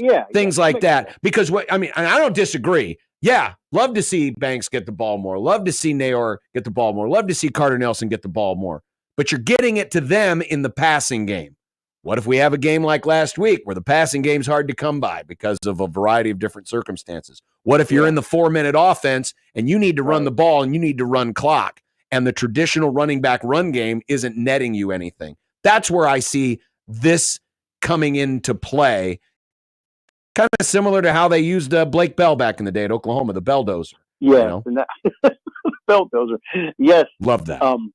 You know what? Good. That's a good argument, and I relent. I think that does make sense, and certainly situational, and certainly, as you put it, trying to add juice to the run game. They need that. So, and I don't. When I go down this road, it always sounds like I am somehow taking issue with Heinrich Harburg. I'm not. He's a great athlete, and he's become a much better quarterback. What you hear behind the scenes, I guess you would say, is he's really improved as a passer. We all know he's a runner, and you're right. Down the second half of the schedule, that may be something they can do. Now, here's the deal, though. Again, I always say it, but I love it. I love football because these discussions aren't simple. Mm-hmm. I don't know that there can be juice with Heinrich Harburg in there as in like a wild Heine if the big men aren't making. It doesn't matter if the blocking continues as it is in the run game, which is not. It hasn't been effective enough. Have you not? It haven't been effective enough up front. So I don't care if you somehow acquire Derrick Henry in an NIL deal. It won't matter that much. So you don't think the line blocking's been that good? Because there's been time, and I'm not saying it's been. I'm not comparing this to the pipeline or anything like that. But there have been times where Nebraska's running backs have flat missed creases. They have missed holes that were there. Come on. I mean, this isn't a feeling I have. This is what all you got to do is call up the stats and tell me what they're ranked nationally in rushing offense. I know, but I think some of that has been a deficiency with the running backs. I don't put it all on the offensive line. I mean, there have been times where they have missed holes. Don, so maybe they would go from 90th in the country to 82nd if you're correct about them missing holes. It's not. Come on. I mean, the issue is lack of room, they're not moving the line of scrimmage consistently. Yeah, I think you're right to a certain extent. There was definitely a couple instances where we're in the press box on Saturday and said, you just missed that hole, whatever running back it was. I don't see a ton of that. What I see more of is second and long because they can't get anything going on first down in the run game. So, well, and I think, Sip, that's kind of where, when you run, anytime you have a quarterback on the field that can run, it's making the defense more accountable. Now you got to play 11 on 11. And so the blocking is a little bit different and the defensive assignments are a little bit different. So I think this could also help the quandary that you believe that is the case, and that is there aren't enough holes being opened up. Well, when you add the quarterback into the running mix, it does put more stress on a defense to where, maybe some of those blocking deficiencies can be overcome to a degree. Yeah, I get it. It just always feels a little cumbersome to me. So how often are you bringing them in? And what, I mean, is this I don't want to say okay with Dylan, but we have at Nebraska now a quarterback that some people would judge. I mean, he's a freshman All-American according to On3. Mm-hmm. He looks like he's rising to the level of like a potential All-American.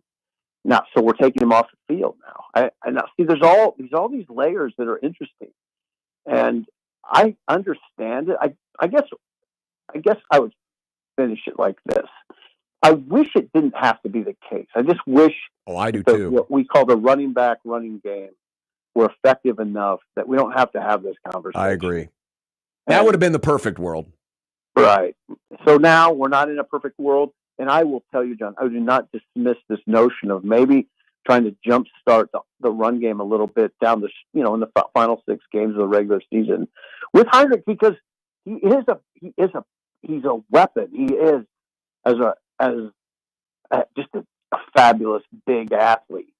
So yeah, I mean, I don't, as you can tell, I'm not dismissing your idea at all. Hey, speaking of Dylan, what did you most credit or blame with his performance on Saturday? Why do you think he struggled so much, especially in the second half? Credit Greg Schiano, and it's hard for a layman like myself to lay out exactly what was going on, but it wasn't like they were pressuring him. They weren't heating him up with exotic blitzes. There was some blitzing. I think 9 pressures and 32 attempts. I've seen 9, I've seen 11, but either one, that's not a lot. I think what was going on in the back end, Dylan hadn't seen a lot of matching routes, and I don't know. It seemed like they were playing. Some of the guys were playing zone, some were playing man at times. I mean, there was a lot of.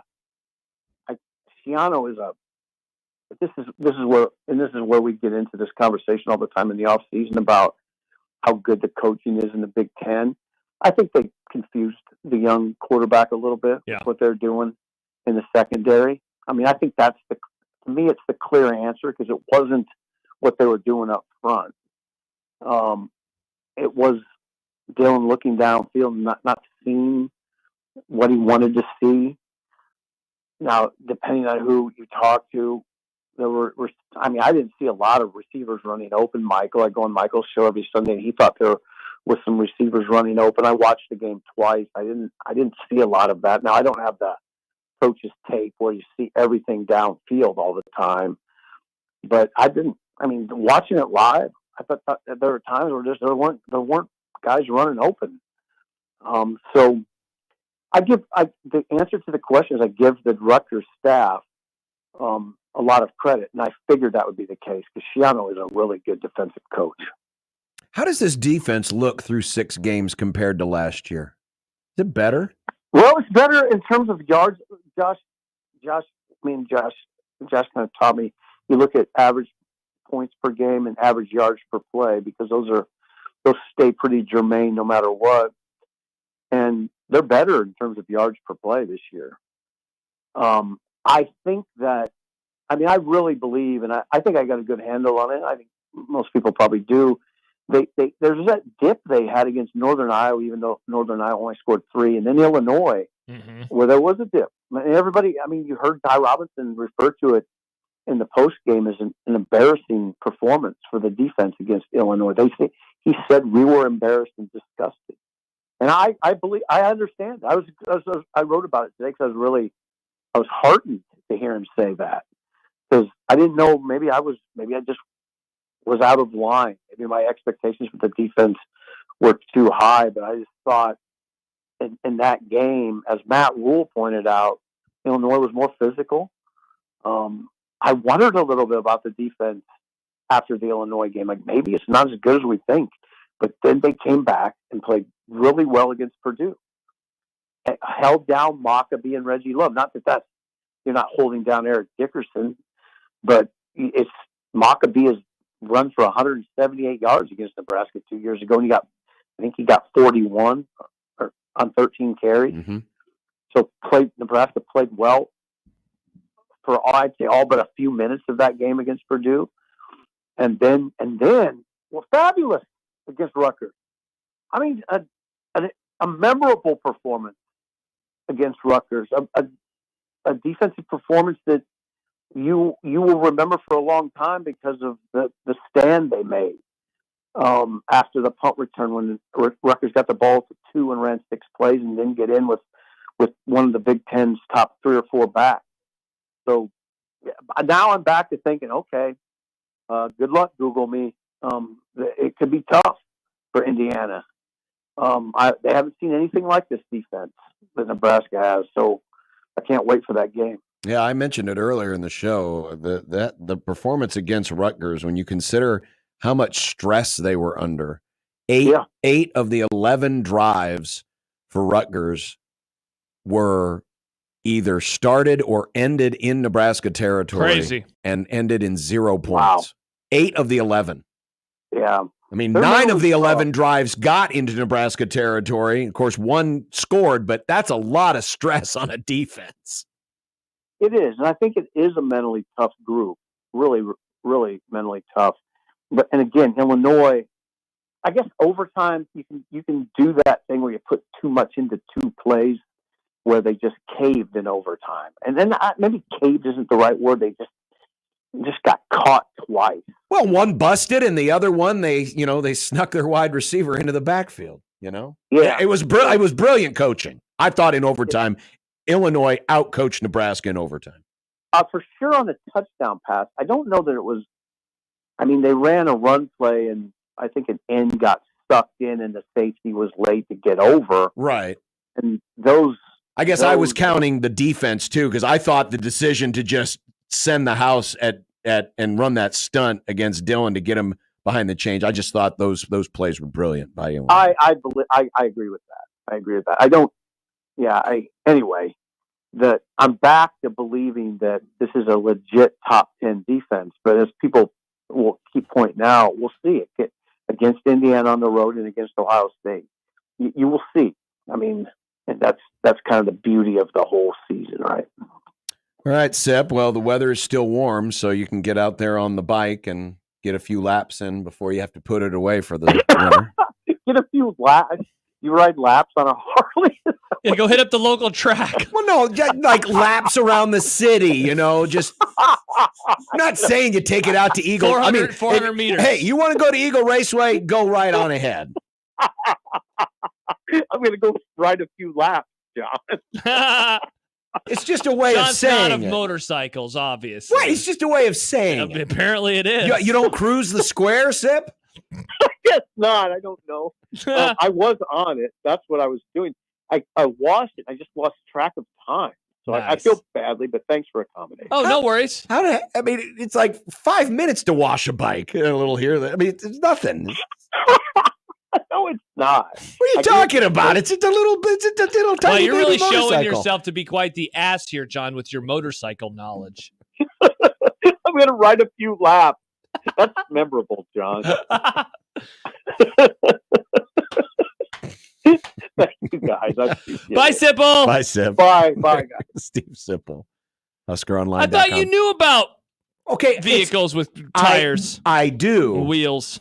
It's just another way of saying go out and ride your Harley. It's obviously not. He is of motorcycles, and he was like, It's just wow. a phrase. It's not. It's just a phrase. Interesting. I knew what you meant. It's like if you were to tell your wife, say, "Hey, I'm gonna instead of saying I'm going for a run, I'm just gonna go out for a little stroll." Oh, she'd probably think I'm going for a walk if I said But you're stroll. actually running. It's just she might be confused. Just by a figure of stroll. speech. Also, if you said stroll and you didn't take Mr. Banks, he'd look at you like, Yeah. WTF, bro. Yeah, exactly. He'd be very confused. It's a 2-0 Mets, but Bryce Harper batting with 2 on and nobody out in the 6th. Baseball. But when we come back, we have content on 1620 The Zone.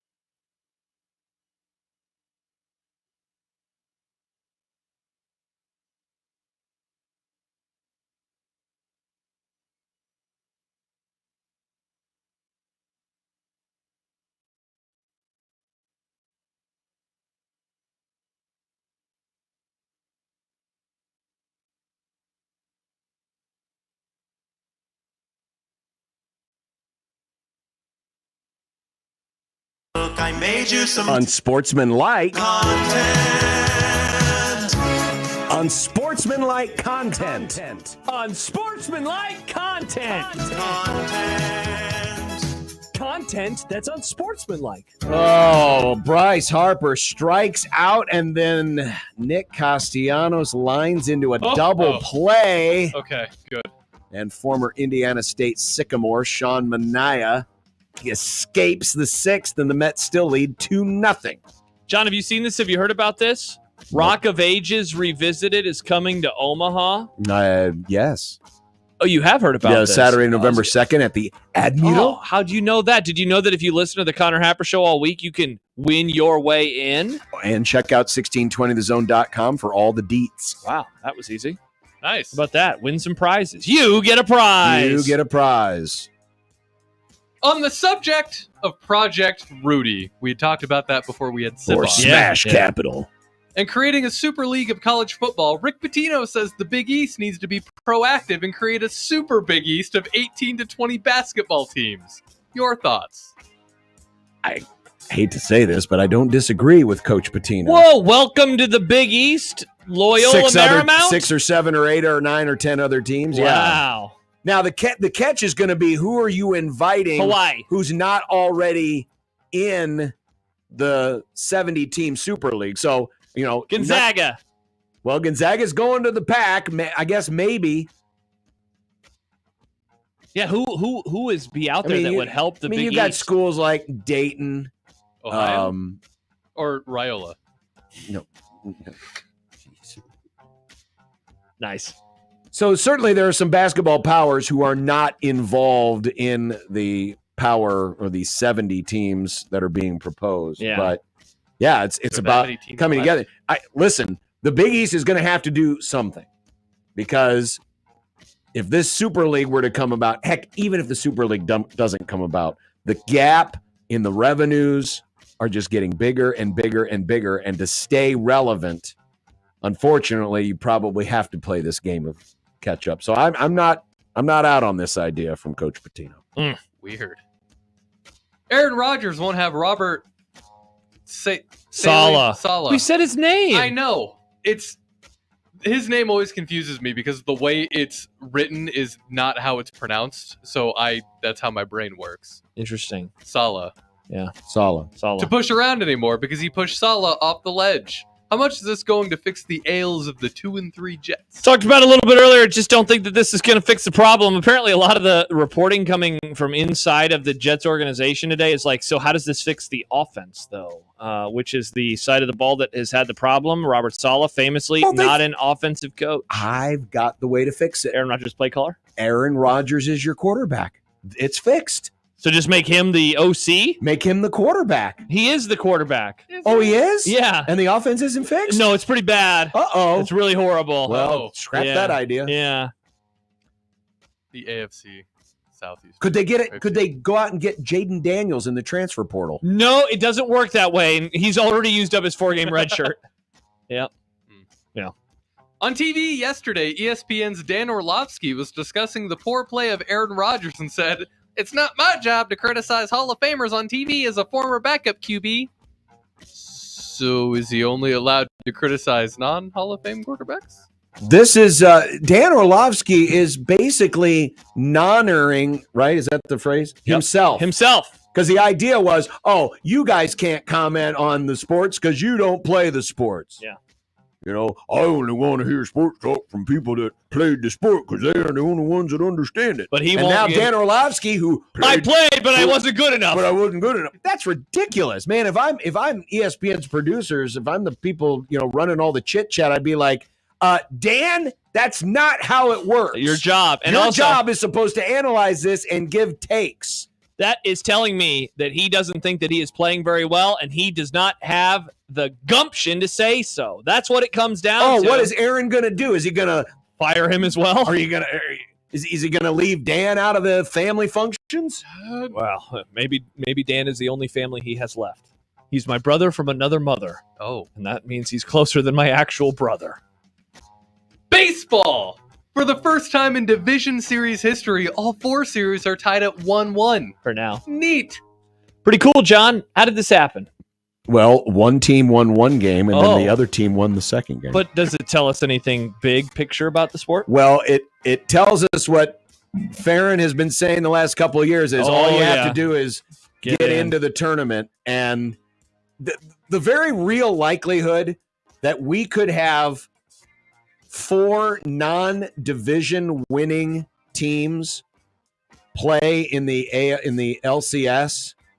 Oh, I mean, wow. you could get so if the Mets and the Padres, who did not win the division, and then the Royals, and you could get the Royals and the Tigers, who did not win the division. How would that make you feel as a fan of baseball? I would not be a fan of that. Yeah. Because then it's like, why play all the games? Exactly. I don't for money. The answer is money. Well, that was the whole deal with the Texans. Not the Texans. The Rangers? Yes, the Rangers. Jeez. The Texans? Well, yeah. I mean, last year you had 2 wild card teams. Yeah. But we've never seen that, what you just described before. Right. All 4 wild cards getting into the LCS. It's very possible because all of those teams have home field advantage now. Mm-hmm. Yeah.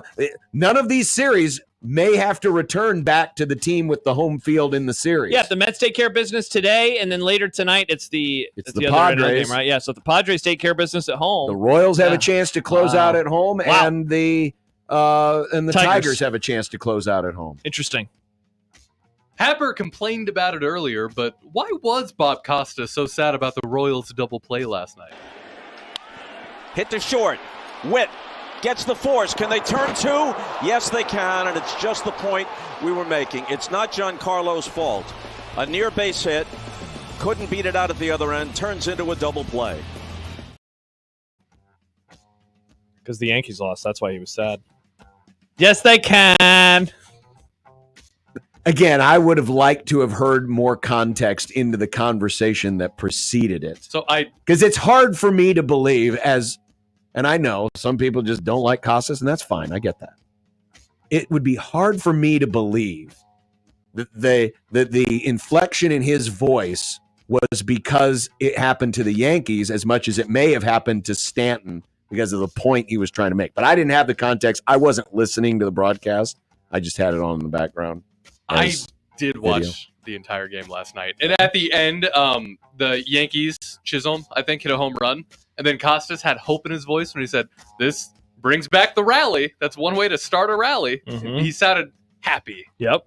Well, now, here's a dirty little secret. Broadcasters love exciting finishes. They do. We do like good games. Short games, good games. Short and exciting. Oh, yeah. So, Nick, you're all about that. So he definitely was rooting for some drama. There's no question about that, because we all do it if we're of a neutral broadcaster. Of course, we want that moment. We want that classic, great finish. Oh yeah. Meanwhile, if that didn't trigger KC sports fans, maybe this will. Patrick Mahomes is on pace for his worst statistical year ever. Nick. Lowest passing yards, lowest touchdown passes, highest interceptions, worst sack percentage. Has Mahomes peaked and it's all downhill from here? No, he has not peaked, and he is not. I thought you were about to say he is not has. going to throw 20 touchdowns and 20 interceptions. No, he is not. And like the one yes, last he night, can. like the one last night. I mean, that was a touchdown. That was a touchdown, but the ball popped out of I can't remember. Was it Juju?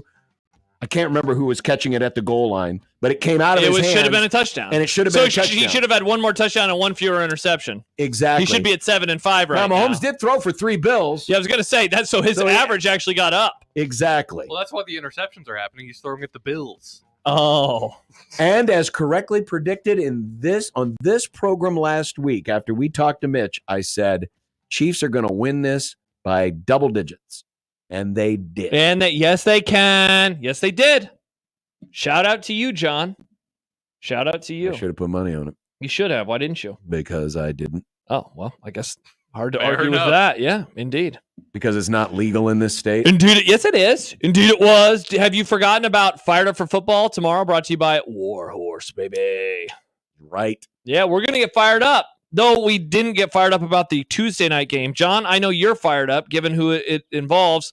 Coming the up Padres and the Dodgers? 6:00 tonight, FIU at Liberty, your favorite school. Is FIU wearing the cool uniforms? You'll have to tell me, Nick. Josh. FIU Vice. John. Where I come from, yeah, Liberty plays every day. But what about at 6:00 on the CBS Sports Network? That's when they literally play. Well, I expect a full report on this game tomorrow. Liberty exists there. It exists everywhere. Liberty exists in all of our hearts. Go Liberty. I want some Michael Severe sicko notes on this game tomorrow. You want me to report on Liberty tomorrow? Yep, versus FIU. I want to talk about the university, John, not the idea of Liberty. Liberty University. I love Liberty. Hosting FIU. I want that. Owned by one pit bull. I can't believe that you hate Liberty so much.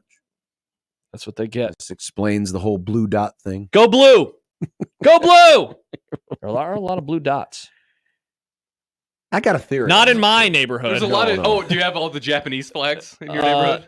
Is that what they're doing? They're doing the red dot. No, it's just a lot of the OG, President T. They're doing the red dot, which misses the point of the blue dot completely. You have a theory? I do. You want to give it to us? You want to tell us off air? I'll tell you off air. All right. It's not nasty or anything, but I do have a theory about that. Perfect. All right, we'll be back. 16:20 in the zone.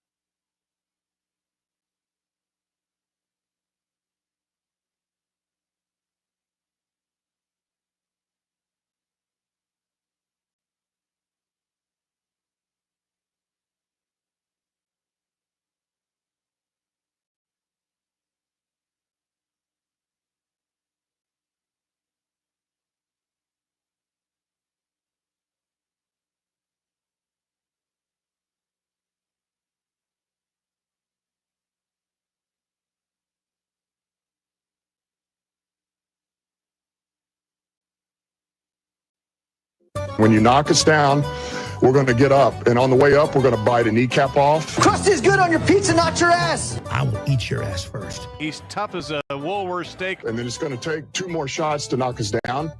All right, and on the way up, we're going to take your other kneecap. I'm ready to hang them up, gut them and skin them and chop them up. You know what? I'm ready. My daughters aren't starving to death. I'll eat my neighbors. And we're going to get up, and then it's going to take 3 shots to get us down. And when we do, we're going to take another hunk out of you. Cliff, what are you going to take away as your best memory from playing basketball at Boston College? Probably just, going out to eat. It was leftover night last night, and I had some delicious leftover roast beef. Extra overcooked. Did you wash it down with a nice tall glass of milk? No, it's not a freak like you, No, Nick. I think it was a John likes milk. It was a Diet Dew. I bet No, John it was likes a Diet Coke. Diet Coke? Caffeine at that late of an hour? It was 7 o'clock. Oh my gosh, I'd be up till midnight.